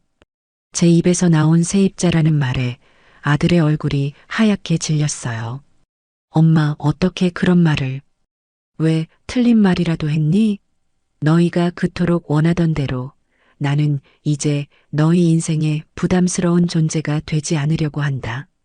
그러니 너희도 이제 그만 내 집에서 나가서 너희 힘으로 한번 살아보렴. 제가 자리에서 일어나 방으로 들어가려고 하자 아들이 다급하게 제 팔을 붙잡았어요. 엄마, 이 집 우리한테 주신 집 아니었어요? 정말 아니었어? 아들의 눈에는 마지막 남은 희망과 절망이 뒤섞여 있었어요. 저는 제 팔을 붙잡은 아들의 손을 조용히 떼어내며 그 눈을 똑바로 마주보고 말했습니다. 줬다는 증거라도 있니? 등기부등본 떼어봐. 그 집 명의가 누구 이름으로 되어 있는지. 이제 더 이상 할 말 없으니 그만 돌아가라. 제 마지막 말에 아들은 그 자리에 주저앉아 망연자실한 표정을 지었어요. 더 이상 매달려도 소용없다는 것을 깨달은 거겠죠. 저는 그런 아들을 뒤로하고 조용히 제 방으로 들어와 문을 닫았습니다. 문 밖에서 한참 동안 아들의 흐느끼는 소리가 들려왔지만 저는 조금도 마음이 약해지지 않았어요. 이것은 복수의 시작일 뿐 아직 아무것도 끝나지 않았으니까요. 아들이 망연자실에서 돌아간 후 며칠 동안은 아무런 연락도 오지 않았어요. 아마도 아들 내외는 자기들끼리 머리를 맞대고 앞으로 어떻게 해야 할지 대책 회의라도 하고 있었겠죠. 저는 그들이 어떤 식으로 나올지 대충 짐작이 갔어요. 감정에 호소하는 것이 통하지 않는다는 것을 알았으니 이제는 법적인 문제를 들고 나올 차례였죠. 아니나 다를까 며칠 뒤 제 앞으로 내용 증명 우편물이 한 통 배달되었습니다. 발신인에는 며느리 이유진의 이름과 함께 처음 들어보는 법무법인의 이름이 적혀 있었어요. 저는 올 것이 왔구나 싶어 차분하게 봉투를 뜯었습니다. A4 용지에 빼곡하게 적힌 내용은 예상했던 대로였어요. 본인은 귀하의 소유인 강남 아파트에 거주하면서 주거 환경 개선을 위해 총 3천만 원 상당의 리모델링 공사를 진행하였음. 따라서 귀하는 본인에게 리모델링 비용 3천만 원을 즉시 보상할 법적 의무가 있음. 마지막에는 이 요구에 응하지 않을 시 민사소송을 제기하겠다는 으름장까지 적혀 있었죠. 저는 그 서류를 읽고 어이가 없어서 실소를 터뜨렸어요. 자기들 마음대로 남의 집을 뜯어 고쳐놓고 이제 와서 그 돈을 물어내라니. 세상에 이렇게 뻔뻔하고 염치 없는 사람들이 또 있을까요? 하지만 한편으로는 덜컥 겁이 나기도 했어요. 저는 평생 법 같은 건 모르고 살아온 사람인데 막상 이렇게 법적인 용어가 가득한 서류를 받으니 어떻게 대처해야 할지 막막했거든요. 이 싸움은 더 이상 저 혼자만의 힘으로는 버겁겠다는 생각이 들었습니다. 제게도 저를 지켜줄 방패와 무기가 되어줄 전문가가 필요했죠. 그때 문득 오래전부터 알고 지내던 제 친구 영숙이가 떠올랐어요.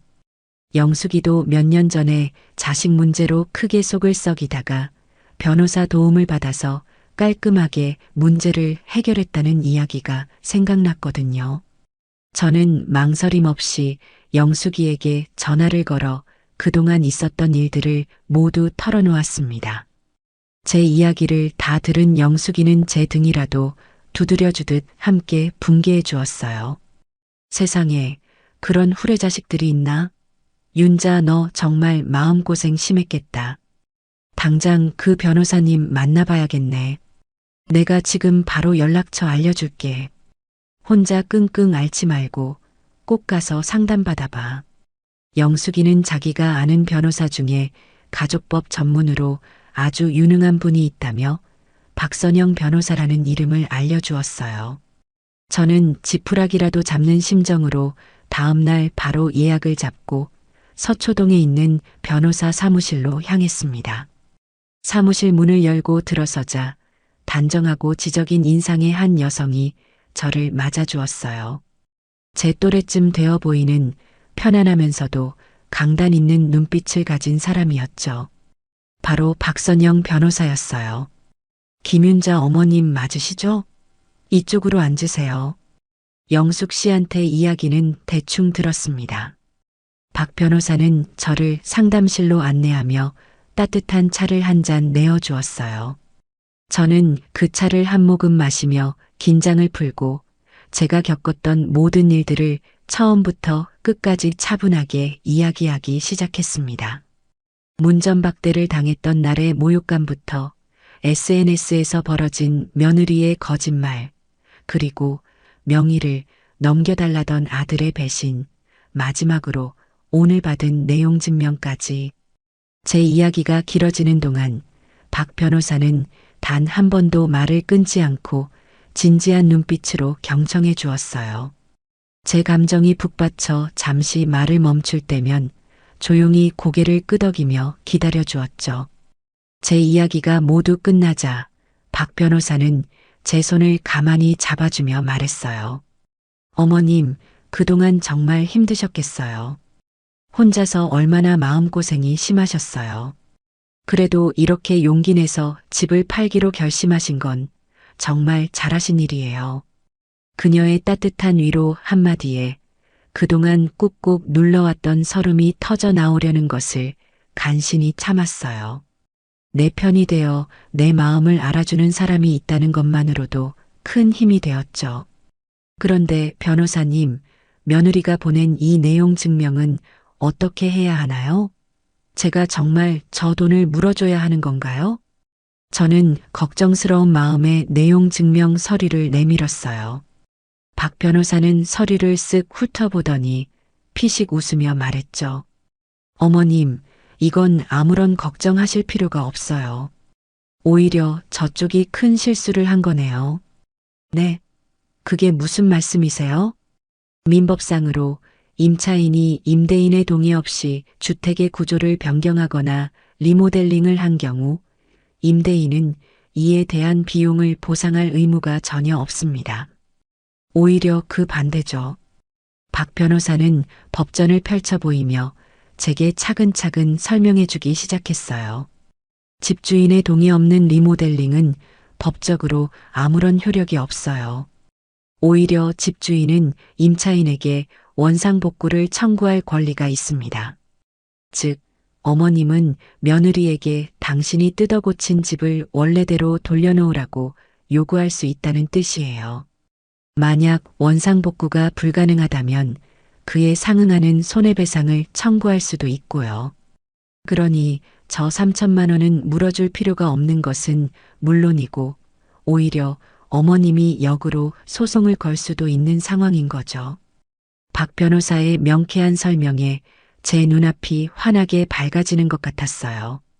저는 그저 당하고만 있어야 하는 약자가 아니었던 거예요.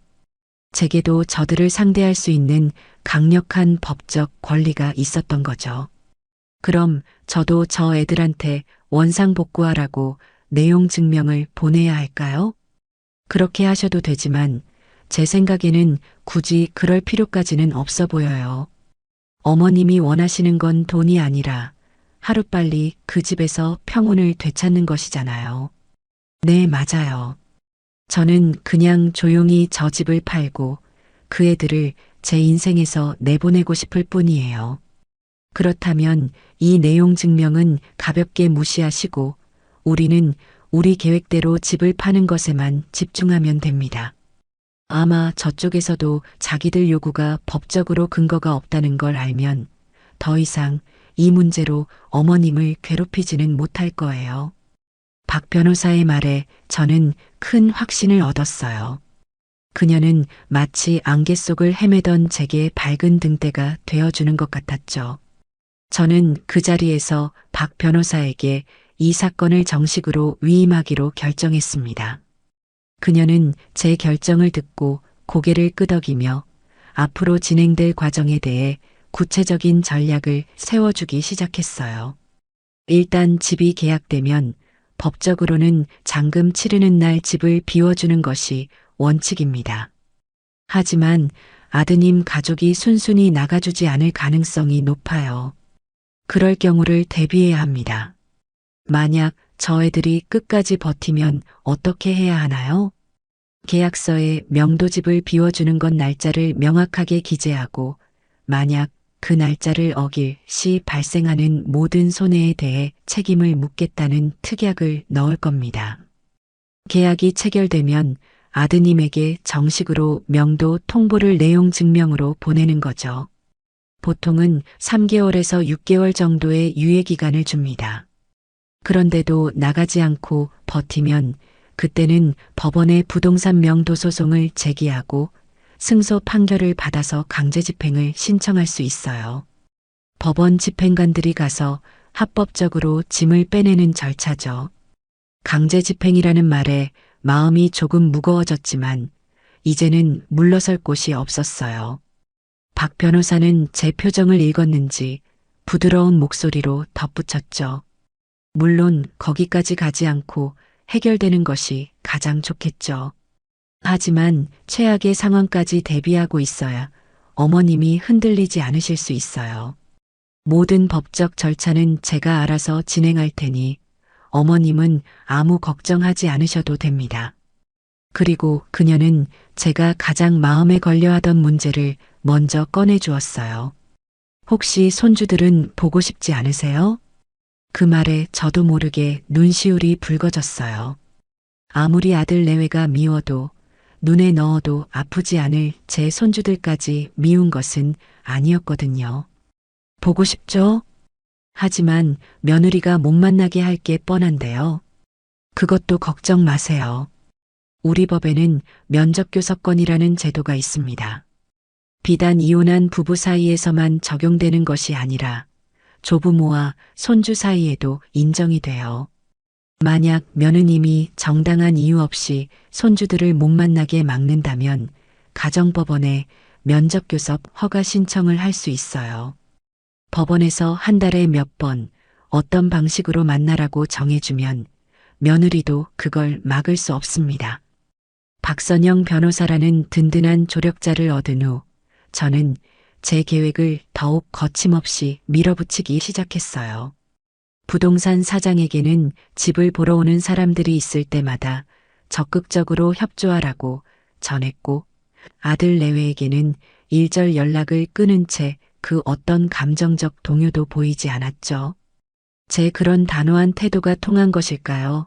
아니면 정말로 집이 좋았던 것일까요? 집을 시장에 내놓은 지 불과 한 달 만에 부동산 사장에게서 흥분된 목소리로 전화가 걸려왔습니다. 사모님, 계약하겠다는 사람이 나타났습니다. 그것도 아주 좋은 조건으로요. 전화를 건 부동산 사장의 목소리가 평소보다 두 톤은 높아져 있었어요. 그래요? 어떤 조건인데요? 얼마 전에 집을 보고 갔던 젊은 신혼부부인데요. 집이 너무 마음에 든다면서 시세보다 5억이나 높은 35억에 계약을 하고 싶다고 합니다. 대신 조건이 하나 있는데 계약금부터 잔금까지 전액 현금으로 치르겠다고 하네요. 요즘 같은 때에 대출 하나 없이 이런 거액을 현금으로 사겠다는 사람이 나타나다니 저도 중개하면서 이런 경우는 처음 봅니다. 35억. 그것도 전액 현금. 저는 잠시 제 귀를 의심했어요. 제가 생각했던 것보다 훨씬 더 좋은, 그야말로 파격적인 조건이었죠. 아마도 그 신혼부부는 돈이 아주 많은 부잣집 자제들이거나 아니면 젊은 나이에 크게 성공한 사업가인 모양이었어요. 이유가 무엇이든 저로서는 마다할 이유가 전혀 없었죠. 좋아요. 그 조건으로 계약 진행해 주세요. 제 허락이 떨어지자 일은 그야말로 일사천리로 진행되었습니다. 며칠 뒤 저는 박 변호사와 함께 부동산 사무실에서 매수자인 신혼부부와 마주 앉았어요. 예의 바르고 선한 인상의 젊은 부부는 저를 보자마자 공손하게 인사를 건넸죠. 어르신, 이렇게 좋은 집을 저희에게 팔아주셔서 정말 감사합니다. 저희가 오래오래 아끼면서 잘 살겠습니다. 그들의 진심 어린 인사를 받으니 마음 한편이 시큰하면서도 씁쓸해졌어요. 제 아들 내외에게서는 단 한 번도 들어보지 못했던 따뜻한 말이었거든요. 박 변호사가 꼼꼼하게 검토한 계약서에 사인을 하고 매수자 측에서 준비해온 계약금 3억 5천만 원이 제 통장으로 입금되는 순간 드디어 길고 길었던 싸움의 첫 번째 마침표가 찍혔습니다. 통장에 찍힌 숫자를 확인하는 순간 저는 해방감과 함께 낯선 흥분을 느꼈어요. 이것은 단순한 돈이 아니었죠. 제가 되찾은 제 인생의 주도권이었어요. 계약을 마치고 돌아온 저는 잠시의 망설임도 없이 아들에게 문자 메시지를 한 통 보냈습니다. 더 이상 긴 대화는 필요 없었어요. 오늘 아파트 매매 계약 끝났다. 계약서 내용대로 6개월 안으로 집 비우고 나가렴. 전화도 아닌 감정 없는 짧은 문자 한 통. 그것이 제가 아들에게 보낸 마지막 통보였습니다. 메시지를 보낸 뒤 저는 휴대폰 전원을 아예 꺼버렸어요. 이제부터는 그들의 울부짖음이나 애원에 응답해 줄 필요가 없었으니까요. 예상대로 그날 밤부터 제 집은 그야말로 불이 나기 시작했어요. 전원이 꺼진 제 휴대폰으로는 연락이 닿지 않으니 아들 내외는 제 지방집에 유선 전화로 쉴 새 없이 전화를 걸어왔죠. 저는 수화기를 아예 내려놓고 그 어떤 소리도 듣지 않았어요. 그들이 얼마나 패닉에 빠졌을지, 얼마나 저를 원망하고 있을지 눈에 선했지만 제 마음은 조금도 흔들리지 않았습니다. 다음 날 오후 제가 조용히 앉아 책을 읽고 있는데 밖에서 누군가 현관문을 미친 듯이 두드리기 시작했어요. 쿵, 쿵, 쿵. 마치 문을 부술 것 같은 기세였죠. 저는 누구인지 짐작이 갔지만 일부러 아무런 대꾸도 하지 않았어요. 잠시 후 문 밖에서 며느리 유진이의 악에 바친 고함 소리가 들려왔습니다. 어머님, 안에 계신 거 다 알아요. 문 좀 열어보세요. 열어보시라고요. 문을 열어주지 않자 유진이는 아예 동네가 떠나가라 소리를 지르기 시작했어요. 이웃들에게 창피를 줘서라도 저를 밖으로 끌어내려는 속셈이었죠. 하지만 저는 여전히 미동도 하지 않았어요. 그렇게 10분쯤 지났을까 밖이 조용해지더군요. 포기하고 돌아갔나 싶어 창문으로 살짝 밖을 내다보니 유진이는 돌아간 것이 아니라 제 집 앞 마당에 털썩 주저앉아 있었어요. 그리고는 제 휴대폰으로 전화를 걸기 시작했죠. 물론 제 전화기는 꺼져 있었지만요. 잠시 후 유진이는 전략을 바꾼 듯 했어요. 제게 장문의 문자 메시지를 보내기 시작했죠. 처음에는 분노와 원망이 가득한 내용이었어요. 어떻게 저희한테 이럴 수 있냐. 사람의 도리가 아니다. 하지만 제가 아무런 반응을 보이지 않자 이내 감정에 호소하는 내용으로 바뀌기 시작했습니다. 어머님, 저희야 어찌 되든 상관없어요. 하지만 지민이랑 지우는 어떡해요? 애들 생각은 조금도 안 하시는 거예요? 애들 학교는 어떡하고 다니던 학원은 다 어떡해요? 이제 와서 전학 가면 애들이 적응은 어떻게 하고요? 어머님 때문에 애들 인생 망치실 거예요? 저는 그 문자를 읽으며 실소를 금할 수가 없었어요. 마지막까지 반성이나 사과는 단 한마디도 없었죠. 오로지 손주들을 방패 삼아 제 죄책감을 자극하려는 얄팍한 수작뿐이었어요. 제가 그토록 보고 싶어 찾아갔을 때는 얼굴 한번 보여주지 않던 사람들이 이제 와서 아이들 걱정을 하는 모습이 가증스럽기 짝이 없었죠. 저는 그 문자에 짧게 답장을 보냈습니다. 그건 너와 네 남편이 해결해야 할 문제다. 부모니까. 제 단호한 답장에 유진이는 더 이상 문자를 보내지 않았어요. 대신 그날 저녁, 이번에는 아들 대호가 집으로 찾아왔습니다. 며느리와는 달리 아들은 문을 두드리거나 소리를 지르지 않았어요. 그저 현관문 앞에 우두커니 서서 제가 문을 열어주기만을 기다리는 듯 했죠. 저는 한참 만에 현관문을 열어주었습니다. 문 앞에 서 있는 아들의 모습은 그야말로 처참했어요. 며칠 사이에 얼굴은 반쪽이 되어 있었고 눈은 퀭하게 들어가 있었죠. 엄마. 아들은 저를 보자마자 그 자리에 털썩 무릎을 꿇었습니다. 그리고는 제 바짓가랑이라도 붙잡을 것처럼 손을 뻗으며 울기 시작했어요. 엄마, 제가 잘못했어요. 제가 정말 죽을 죄를 지었어요. 제발 다시 한번 생각해 주세요. 네. 제가 앞으로 정말 잘할게요. 엄마한테 평생 속죄하면서 살게요. 아들이 제 앞에서 무릎을 꿇고 눈물을 흘리는 모습을 보니 제 마음도 아주 잠시 흔들리는 것을 느꼈어요. 그래도 제 배 아파 낳은 자식인데 저렇게 망가진 모습을 보니 어찌 마음이 편할 수 있겠어요. 하지만 저는 고개를 저으며 그 짧은 동정심을 억눌렀습니다. 저 눈물이 진심이 아니라는 것을 저는 너무나도 잘 알고 있었으니까요. 저것은 잘못을 뉘우치는 참회의 눈물이 아니라 자신의 안락한 성이 무너지는 것을 막기 위한 절박한 발버둥일 뿐이었죠. 저는 무릎 꿇고 있는 아들을 차갑게 내려다보며 말했습니다. 대호야, 넌 이미 선택을 했어. 아주 오래전에. 엄마, 그게 무슨 소리야? 넌 엄마가 아니라 유진이를 선택했잖니. 내 집을 너희 집이라고 생각했고 나를 너희 인생의 짐이라고 생각했어. 나는 그 선택을 존중해 주기로 한 것뿐이야. 아니야, 엄마. 절대 아니야. 내가 생각이 짧았어. 내가 미쳤었나 봐.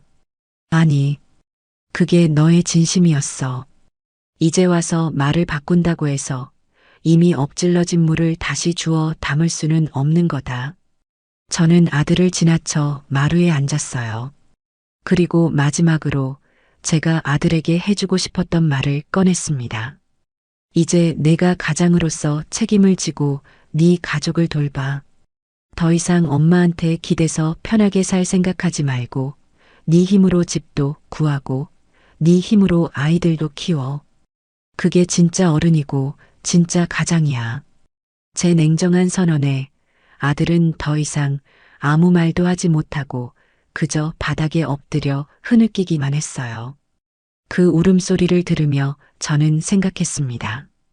제 아들은 오늘에서야 비로소 진짜 어른이 되기 위한 첫걸음을 뗀 것이라고요. 물론 그 과정은 혹독하고 고통스럽겠지만 그것 또한 아들이 스스로 감당해야 할 몫이었습니다. 저는 더 이상 아들의 인생에 개입하지 않을 거예요. 그저 멀리서 제 아들이 한 사람의 독립된 인간으로 바로 서기를 지켜볼 뿐이었죠. 제 역할은 이제 거기까지였습니다. 그날 이후 저는 그 어떤 연락도 받지 않았어요. 아마도 그들은 이제 더 이상 제게 감정적으로 매달리는 것이 아무런 소용이 없다는 것을 깨달았겠죠. 계약서에 명시된 6개월이라는 시간은 생각보다 더디게 흘러갔습니다. 그 시간 동안 아들 내외가 어떤 심정으로 지냈을지 저는 애써 생각하지 않으려 노력했어요. 그들을 동정하는 순간 제 결심이 흔들릴 수도 있다는 것을 알았기 때문이죠. 저는 그저 박선영 변호사와 꾸준히 연락하며 만약의 사태에 대비한 법적 절차들을 차분히 준비해 나갈 뿐이었습니다. 시간은 흘러 약속된 6개월의 마지막 달이 되었어요. 저는 당연히 그들이 이사갈 집을 구하고 짐을 정리하고 있을 것이라고 생각했죠. 하지만 잔금 날짜가 코앞으로 다가왔는데도 아들 내외에게서는 아무런 연락이 없었어요. 오히려 불안한 소식을 전해온 것은 집을 매수한 신혼부부였습니다. 어르신, 안녕하세요. 다름이 아니라 저희가 인테리어 공사 때문에 미리 한번 집을 둘러보고 싶은데 혹시 지금 살고 계신 분들과 연락이 가능할까요? 저희가 몇 번 전화를 드렸는데 전혀 받지를 않으셔서요. 그 전화를 받고 저는 불길한 예감에 휩싸였습니다. 설마 했던 일이 현실이 되려 하고 있었죠. 저는 즉시 부동산 사장에게 연락해 상황을 파악해달라고 부탁했어요. 잠시 후 부동산 사장에게서 돌아온 대답은 제 예상을 한치도 벗어나지 않았습니다. 사모님, 큰일 났습니다. 아드님 댁에 찾아가 봤는데 집을 내놓은 흔적이 전혀 없습니다. 이사갈 준비를 전혀 안 하고 있어요. 초인종을 눌러도 대답도 없고요. 기가 막혔어요. 6개월이라는 충분한 시간을 주었음에도 불구하고 그들은 마지막까지 버텨보겠다는 심산이었던 거죠. 아마도 제가 피를 나눈 어미라는 사실을 마지막 보험처럼 믿고 있었을지도 몰라요. 설마 친아들을 길바닥에 내쫓기야 하겠어? 하는 얄팍한 계산이었겠죠. 하지만 그들은 저를 너무나도 우습게 본 거였어요. 저는 더 이상 지체할 시간이 없다고 판단하고 곧바로 박선영 변호사에게 연락했습니다. 변호사님, 아무래도 저 애들이 순순히 나갈 생각이 없는 것 같습니다. 약속한 날짜가 얼마 남지 않았는데 꼼짝도 안 하고 있어요. 제 다급한 목소리에도 박 변호사는 조금도 당황하지 않고 차분하게 말했어요. 어머님, 예상했던 일입니다. 너무 걱정하지 마세요. 이럴 때를 대비해서 저희는 이미 모든 준비를 끝내놓았습니다. 지금 즉시 법원에 부동산 명도 소송을 접수하고 강제집행 절차를 시작하겠습니다. 강제집행이라니요? 정말 거기까지 가야 할까요? 아무리 마음을 굳게 먹었어도 강제집행이라는 단어가 주는 무게감은 상당했어요. 제 손으로 아들의 살림살이를 길거리로 끌어내야 한다는 사실이 마음을 무겁게 짓눌렀죠. 어머님, 마음 약해지시면 안 됩니다. 이건 어머님이 아드님을 괴롭히는 것이 아니라 어머님의 정당한 권리를 되찾는 과정일 뿐이에요. 그리고 새로운 집주인과의 약속을 지키기 위한 어쩔 수 없는 선택이고요. 모든 책임은 약속을 어기고 버티고 있는 아드님 부부에게 있는 겁니다. 박 변호사의 단호한 말에 저는 다시 한번 마음을 다잡았어요. 그래요. 이건 제가 시작한 일이 아니었어요. 그들이 저를 막다른 골목으로 몰아넣은 결과일 뿐이었죠. 그 후에 모든 법적인 절차는 박 변호사가 일사천리로 진행해 주었습니다. 법원은 저희의 명도 소송을 정당한 것으로 인정했고 아들 내외에게 즉시 퇴거하라는 명령을 내렸어요. 하지만 그들은 법원의 명령서마저 무시하고 굳건히 버텼습니다. 결국 최후의 수단인 강제집행 날짜가 잡히고야 말았죠. 집행 당일 아침 저는 차마 현장에 갈 수가 없어 집에서 초조하게 소식을 기다렸어요. 박 변호사가 저를 대신해 현장에 나가 모든 상황을 지휘하기로 했죠. 약속된 시간이 되자 법원에서 나온 집행관들과 이삿짐 센터 직원들이 아파트 앞에 도착했다는 연락을 받았습니다. 그들은 정당한 법적 절차에 따라 아파트의 디지털 도어록을 강제로 해제하고 집 안으로 들어섰어요. 잠시 후 박 변호사에게서 전화가 걸려왔습니다. 수화기 너머로 며느리 유진이의 날카로운 비명소리가 희미하게 들려왔죠. 어머님, 지금 집행 시작했습니다. 며느님 되시는 분이 지금 아주 격렬하게 저항하고 있습니다. 박 변호사의 말에 따르면 집행관들이 들이닥치자 며느리는 마치 실성한 사람처럼 울부짖으며 난동을 부리기 시작했다고 해요. 이게 무슨 짓이에요? 당신들 뭔데 남의 집에 함부로 들어와. 당장 나가. 집행관이 법원에서 발부한 집행명령서를 보여주며 차분하게 설명했습니다. 저희는 법원 집행관입니다. 이 댁은 이미 다른 사람에게 합법적으로 매매가 완료되었고 법원에서 퇴거 명령이 내려졌습니다. 6개월이라는 충분한 유예기간을 들였음에도 이행하지 않으셨기 때문에 오늘 부득이하게 강제 집행을 진행하는 것입니다. 지금 즉시 퇴거하셔야 합니다. 하지만 유진이는 막무가내였어요. 웃기지 마. 이럴 수는 없어. 우리 아직 이사 갈 때도 못 구했단 말이야. 사람을 길바닥에 놔앉으라는 거야, 뭐야. 유진이는 바닥에 주저앉아 통곡하며 집행관들의 바짓가랑이를 붙잡고 늘어졌어요. 하지만 법은 냉정했죠.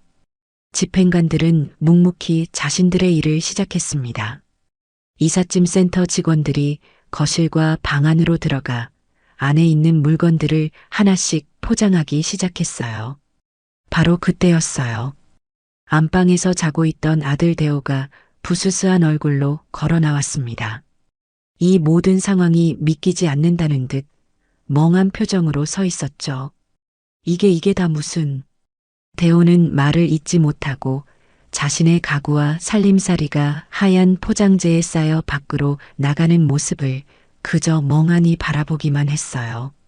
아내인 유진이가 바닥에서 울부짖고 있었지만 말리거나 달래려는 시도조차 하지 않았죠. 마치 영혼이 빠져나간 사람처럼 보였다고 해요. 이삿짐 센터 직원들의 손은 아주 빨랐습니다. 그들이 우리 집이라고 주장하던 공간의 모든 것들이 차례차례 밖으로 실려 나갔어요. 며느리가 그토록 자랑하던 새하얀 소파, 번쩍이던 대리석 식탁, 그리고 방안을 가득 채우고 있던 명품 가방과 비싼 옷들, 최신형 가전제품들까지 그 모든 것들이 예외 없이 트럭 위로 옮겨졌습니다. 아파트 복도와 엘리베이터 앞에는 이 소란을 듣고 구경 나온 이웃들로 북적이기 시작했어요. 그들은 수군거리며 이 광경을 흥미롭게 지켜보았죠. 어머, 저 집 쫓겨나는 건가 봐. 맨날 있는 척, 잘난 척은 혼자 다 하더니 꼴 좋다. 그러게 말이야. 빚이라도 졌나? 아니면 사기라도 쳤나? 이웃들의 가시돋친 말들이 며느리 유진이의 귀에도 들렸을 거예요. 그녀는 더 이상 소리 지를 힘도 없는지 창피함에 얼굴도 들지 못하고 고개를 푹 숙인 채 흐느끼고만 있었죠. 아들 대호는 여전히 그 자리에 못 박힌 듯 서서 텅 비어가는 집안을 망연자실하게 바라볼 뿐이었어요. 몇 시간 후 집안에 있던 모든 짐이 트럭에 실리고 집행관은 마지막으로 아들 내외에게 집에서 나갈 것을 통보했습니다. 그들이 순순히 밖으로 나오자 집행관은 현관문에 강제 집행 완료를 알리는 붉은색 딱지를 붙이고는 철수했어요. 그렇게 저와 제 아들 가족의 길고 길었던 싸움은 가장 비참하고 혹독한 방식으로 막을 내렸습니다. 박 변호사에게서 모든 상황이 종료되었다는 전화를 받고 저는 한참 동안 아무 말도 할 수가 없었어요. 후련한 마음이 들 것이라고 생각했는데 오히려 마음 한구석이 텅 빈 것처럼 허전하고 아팠죠. 아무리 미운 자식이라도 결국 제 손으로 아들의 보금자리를 빼앗고 길거리로 내몬 것 같다는 죄책감이 저를 짓눌렀습니다. 하지만 저는 이내 고개를 저었어요. 이것은 당연한 결과였어요. 인과응보. 그들은 자신들이 저지른 일에 대한 대가를 치렀을 뿐이죠. 저는 더 이상 그들의 인생에 관여하지 않을 거예요. 이제는 정말로 오롯이 제 인생을 살아가야 할 때였습니다. 강제집행이라는 거대한 폭풍이 휩쓸고 지나간 후 제게는 깊은 허탈감과 함께 예상치 못한 평온이 찾아왔어요. 수십 년간 저를 짓누르던 어머니라는 이름의 무게를 내려놓아서일까요? 아들 내외에 대한 원망과 미움이라는 감정의 소용돌이에서 벗어나니 세상이 조금은 다르게 보이기 시작했죠. 더 이상 누군가를 위해 희생하거나 제 감정을 억누를 필요가 없었어요. 이제부터의 시간은 온전히 저 자신만을 위해 사용해도 된다는 사실이 낯설면서도 설레는 해방감을 안겨주었습니다. 저는 가장 먼저 저 자신에게 선물을 주기로 결심했어요. 그동안 고생한 저를 위로하고 앞으로 살아갈 날들을 축복하기 위한 여행이었죠. 저는 평생을 함께해온 오랜 친구들에게 전화를 걸어 제주도 여행을 제안했습니다. 얘들아, 나랑 제주도 가지 않을래? 경비는 내가 전부 낼게. 그냥 몸만 와서 나랑 신나게 놀아주기만 하면 돼. 갑작스러운 제 제안에 친구들은 어리둥절해하면서도 이내 제 목소리에 실린 홀가분함을 눈치챘는지 흔쾌히 동의해 주었어요. 그렇게 저희 꽃할매 넷은 마치 20살 처녀 시절로 돌아간 것처럼 설레는 마음으로 제주행 비행기에 몸을 실었습니다. 제주도의 푸른 바다는 제 상상보다 훨씬 더 아름답고 광활했어요. 시원한 바닷바람을 맞으며 해변을 걷고 있으니 그동안 제 마음속에 쌓여있던 응어리들이 파도에 씻겨나가듯 사르르 풀리는 것 같았죠. 저희는 맛있는 향토 음식을 마음껏 먹고 아름다운 풍경을 배경으로 수백 장의 사진을 찍었어요.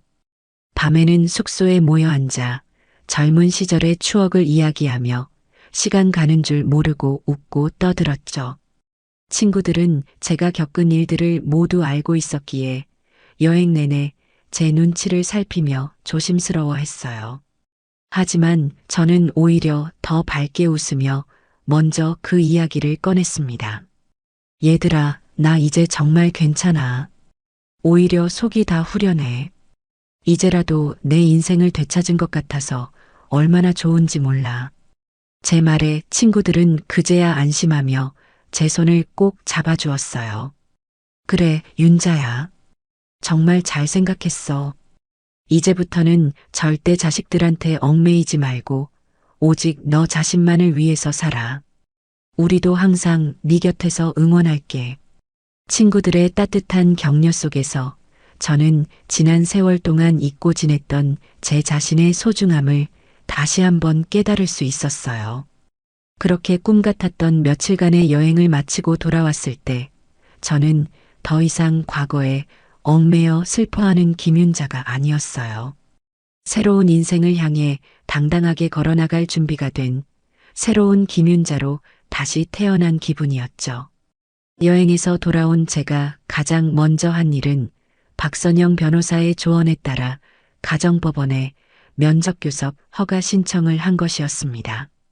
아들 내외는 미워도 아무것도 모르는 제 손주들을 영영 보지 못하고 살 수는 없었으니까요. 이 소식을 전해 들은 아들은 처음에는 완강히 거부했어요.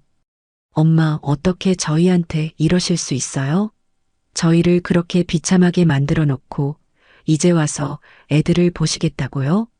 하지만 박 변호사가 법적인 권리를 설명하며 단호하게 나가자 아들도 결국 두 손을 들 수밖에 없었죠. 법원은 제 신청을 받아들여 한 달에 한 번 매월 셋째 주 토요일에 할머니와 손주들이 만날 수 있다고 정해주었습니다. 약속된 첫 번째 토요일, 저는 아침부터 손주들을 만날 생각에 가슴이 두근거렸어요. 아들이 알려준 약속 장소인 공원 벤치에 앉아 아이들을 기다리는데 저 멀리서 지민이와 지우가 걸어오는 모습이 보였죠. 몇 달 만에 보는 아이들은 그새 훌쩍 자라 있었어요. 하지만 아이들의 표정은 어딘지 모르게 어둡고 그늘져 보였습니다. 저를 발견한 아이들은 잠시 머뭇거리더니 이내 제게로 다가왔어요. 할머니, 우리 강아지들 잘 지냈어? 할머니가 얼마나 보고 싶었는데. 저는 아이들을 와락 껴안았어요. 제 품에 안긴 아이들의 몸이 작게 떨리는 것이 느껴졌죠. 잠시 후 지민이가 고개를 들어 저를 보며 조심스럽게 물었어요. 할머니, 우리 이제 할머니랑 같이 못 살아요? 엄마 아빠가 할머니 때문에 우리가 집에서 쫓겨났다고 했어요. 아이의 순수한 질문에 제 가슴이 철렁 내려앉았어요. 아들 내외가 아이들에게 모든 책임을 저에게 돌리며 상처를 주고 있었던 거예요. 저는 아이들의 눈높이에 맞춰 몸을 낮추고 최대한 아이들이 이해하기 쉬운 말로 차근차근 설명해 주었습니다. 지민아, 지우야. 그건 사실이 아니야. 할머니 집은 원래 할머니 거였는데 엄마 아빠가 잠깐 빌려 쓴 거였어. 그런데 이제 할머니가 그 집을 다른 사람한테 팔게 된 거야. 그래서 엄마 아빠가 새로운 집으로 이사를 가게 된 거고, 할머니 때문에 쫓겨난 게 절대 아니란다. 그럼 우리 이제 할머니 다시는 못 만나는 거예요? 지우가 금방이라도 울음을 터뜨릴 것 같은 얼굴로 물었어요. 저는 아이의 눈물을 닦아주며 따뜻하게 웃어 보였죠. 아니야, 우리 지우. 왜 못 만나? 할머니가 이렇게 한 달에 한 번씩 꼭 너희 만나러 올 거야. 그리고 너희가 보고 싶으면 언제든지 할머니한테 전화해도 돼. 할머니는 언제나 너희 편이고 너희를 세상에서 가장 사랑한단다. 저는 그날 아이들과 함께 맛있는 점심을 먹고 동물원에도 놀러 가며 하루 종일 즐거운 시간을 보냈어요. 처음에는 어색해하던 아이들도 시간이 지나자 예전처럼 제게 재롱을 부리며 환하게 웃기 시작했죠. 아이들과 헤어지고 집으로 돌아오는 길, 저는 마음속으로 굳게 다짐했습니다. 무슨 일이 있어도 우리 손주들에게만큼은 세상에서 가장 좋은 할머니가 되어주겠다고요. 그 후로 몇 달의 시간이 더 흘렀어요. 저는 매달 손주들을 만나는 날만 손꼽아 기다리며 평온한 일상을 보냈죠. 그러던 어느 날 제 앞으로 편지 한 통이 배달되었어요. 발신인에는 며느리 이유진의 이름이 적혀 있었죠. 또 무슨 행패를 부리려고 편지까지 보냈나 싶어 뜯어보지도 않고 버리려다 혹시나 하는 마음에 봉투를 열었습니다. 편지지에는 제게 처음이자 마지막으로 보내는 며느리의 진심이 담겨 있었어요. 어머님, 그동안 제가 정말 잘못했습니다. 제가 얼마나 어리석고 철이 없었는지 모든 것을 잃고 나서야 깨닫게 되었습니다. 어머님의 소중한 집을 제 것인 양 함부로 여기고 어머님께 씻을 수 없는 상처를 드린 점 평생을 반성하며 살겠습니다. 부디 용서해달라는 말은 감히 드리지 못하겠습니다. 그저 지민이와 지우에게 좋은 할머니로 남아주세요. 죄송합니다. 편지에는 아들 내외의 근황도 간략하게 적혀 있었어요. 강남의 화려한 생활을 모두 청산하고 지금은 경기도의 한 평범한 아파트로 이사했다고 해요. 남편인 대호는 여전히 회사를 다니고 있고 자신은 더 이상 SNS에 허영 가득한 자랑 글을 올리는 대신 동네 마트에서 파트타임 일을 시작했다고요. 편지의 마지막 구절을 읽는 순간 저도 모르게 눈물이 핑 돌았어요. 이것은 동정의 눈물이 아니었어요. 한 사람이 자신의 잘못을 깨닫고 새로운 삶을 시작하려는 것을 지켜보는 복잡, 미묘한 감정의 눈물이었죠. 저는 그 편지에 답장하지 않았어요. 용서는 아직 제게 너무 어려운 숙제였으니까요. 하지만 언젠가 아주 오랜 시간이 흐른 뒤에는 저 편지를 담담하게 마주할 수 있는 날이 올지도 모르겠다고 생각했습니다. 며느리의 편지를 받고 난 후 저는 제 인생의 큰 숙제 하나를 끝마친 기분이었어요.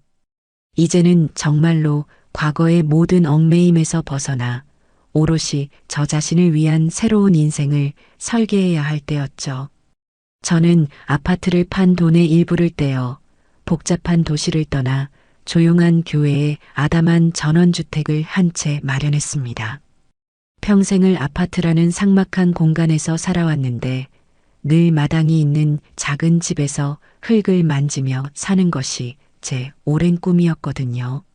새로운 보금자리로 이사하던 날 따스한 봄 햇살이 제 어깨 위로 쏟아져 내렸어요. 집 앞의 작은 마당에는 이름 모를 들꽃들이 소담하게 피어 있었고 어디선가 날아온 새들이 지저귀는 소리가 음악처럼 들려왔죠. 저는 그곳에 작은 텃밭을 일구기 시작했습니다. 상추와 고추, 토마토 모종을 사다 심고 매일 아침 저녁으로 물을 주며 정성껏 돌보았어요. 흙을 만지고 식물이 자라는 것을 보고 있으니 제 마음도 덩달아 편안하고 풍요로워지는 것을 느꼈죠. 이제야 진짜 내 인생을 사는 것 같네. 텃밭에 쪼그리고 앉아 땀을 닦으며 저는 저도 모르게 혼잣말을 내뱉었어요. 누구의 아내, 누구의 엄마, 누구의 할머니가 아닌 오롯이 김윤자라는 이름으로 살아가는 살. 그것은 제가 평생토록 잊고 지냈던 그러나 가장 원했던 삶의 모습이었습니다. 저는 더 이상 집에만 머물러 있지 않았어요. 동네 복지관에 등록해서 그동안 배우고 싶었던 서예와 민요를 배우기 시작했고 일주일에 2번씩은 독거 어르신들에게 도시락을 배달하는 봉사활동에도 참여했죠. 새로운 사람들을 만나고 제가 가진 작은 재능과 시간을 다른 이들과 나누는 기쁨은 생각보다 훨씬 더 컸어요. 제 삶은 하루가 다르게 활기로 가득 차기 시작했습니다. 그러던 어느 날 제게 뜻밖의 제안을 해온 사람이 있었어요. 바로 박선영 변호사였죠. 저희는 사건이 끝난 후에도 종종 연락을 주고받으며 좋은 친구처럼 지내고 있었거든요. 어머님, 제가 요즘 어머님 같은 분들을 위한 작은 모임을 하나 만들어 보면 어떨까 생각하고 있어요. 자식들에게 부당한 대우를 받으면서도 어떻게 대처해야 할지 몰라 소가리만 하시는 어르신들이 생각보다 정말 많거든요. 박 변호사의 말에 제 귀가 솔깃해졌어요. 좋은 생각이네요. 제가 도울 일이라도 있을까요? 그럼요. 어머님이 바로 이 모임의 주인공이 되어주셔야죠. 어머님의 경험을 다른 분들에게 나눠주시고 용기를 불어넣어 주시는 거예요. 저는 법률적인 조언을 돕고요. 어떠세요? 당당한 시니어 모임. 이름 괜찮지 않아요? 저는 박 변호사의 제안을 흔쾌히 수락했습니다. 제가 겪었던 아픔과 그것을 극복해낸 경험이 누군가에게는 희망과 용기가 될 수 있다는 사실이 제 가슴을 뜨겁게 만들었죠. 그렇게 저와 박 변호사가 함께 만든 당당한 시니어 모임은 입소문을 타고 금세 지역 사회에 큰 주목을 받기 시작했어요. 모임에는 정말로 저와 비슷한 처지에 놓인 많은 어르신들이 찾아왔습니다. 자식에게 재산을 물려주고 요양원에 버려진 할아버지, 며느리의 구박에 못 이겨 집을 나온 할머니. 그분들의 기구한 사연을 들으며 저는 함께 울고 웃으며 그들의 아픔에 공감해 주었어요. 저는 제 경험을 바탕으로 그들에게 절대 참거나 희생하지 말라고 당당하게 자신의 권리를 찾으라고 조언해 주었죠. 저희 모임의 활동은 지역 방송국에까지 알려져 저는 작은 다큐멘터리 프로그램에 출연하는 기회까지 얻게 되었습니다. 카메라 앞에서 조금 떨리기는 했지만 저는 제가 하고 싶은 말들을 진솔하게 모두 털어놓았어요. 자식은 내 소유물이 아닙니다. 내 노후를 책임져 줄 보험도 아니고요. 우리 부모님들 더 이상 자식에게 모든 것을 희생하지 마세요. 우리에게는 우리 자신의 인생을 행복하게 살아갈 권리가 있습니다. 참지 말고 당당하게 대처하세요. 우리 자신을 가장 사랑해 주세요. 방송이 나간 후 정말 많은 분들에게서 격려와 응원의 연락을 받았어요. 제 작은 용기가 누군가에게 큰 울림을 주었다는 사실에 저는 깊은 보람과 감사를 느꼈습니다. 어느 화창한 일요일 오후였어요. 그날은 손주들이 제 새로운 집에 처음으로 놀러 오는 날이었죠. 저는 아침부터 아이들이 좋아할 만한 음식들을 준비하며 분주하게 움직였어요. 잠시 후 아들의 차가 집 앞에 멈춰섰고 지민이와 지우가 환하게 웃으며 마당으로 뛰어들어왔습니다. 할머니, 집 진짜 예쁘다. 아이들은 낯선 환경에 금세 적응하고 마당을 제 집처럼 뛰어다니며 신나게 놀았어요. 저는 그런 아이들의 모습을 흐뭇하게 바라보았죠. 아들은 차에서 내리지 않고 멀리서 그 모습을 지켜보다가 조용히 제게 고개를 숙여 인사하고는 차를 돌려 떠났습니다. 저희 사이에는 여전히 어색한 침묵이 흘렀지만 저는 그 침묵 속에서 아들이 아주 조금씩 자신만의 힘으로 바로 서기 위해 노력하고 있다는 것을 느낄 수 있었어요. 할머니, 이거 뭐예요? 지민이가 텃밭에 심어놓은 방울토마토를 가리키며 물었어요. 응, 그거 방울토마토야. 할머니가 직접 키운 거야. 우리 지민이도 한번 심어볼래? 저는 아이들에게 작은 모종삽을 쥐어주고 함께 흙을 파고 새로운 모종을 심었어요. 흙투성이가 된 아이들의 얼굴에는 웃음꽃이 가득했죠. 모종 심기를 마친 후 지민이가 제 옆에 쪼그리고 앉아 저를 올려다보며 말했어요. 할머니, 할머니는 정말 멋있어요. 나중에 저도 커서 할머니처럼 이렇게 멋있고 당당한 사람이 될래요. 아이의 말에 저는 저도 모르게 눈시울이 뜨거워지는 것을 느꼈어요. 저는 손주의 머리를 쓰다듬으며 생각했습니다. 그래, 이것이 진짜 내 인생이구나. 누구에게도 휘둘리지 않고 오롯이 나 자신으로 살아가는 살. 내 선택과 내 의지로 가꾸어 나가는 이 평온한 시간들. 저는 손주들과 함께 마당에 앉아 제가 직접 키운 상추에 고기를 싸먹으며 환하게 웃었어요. 서쪽 하늘을 붉게 물들이는 저녁 노을을 바라보며 저는 비로소 진정한 자유를 느꼈습니다. 저는 이제 자유였습니다.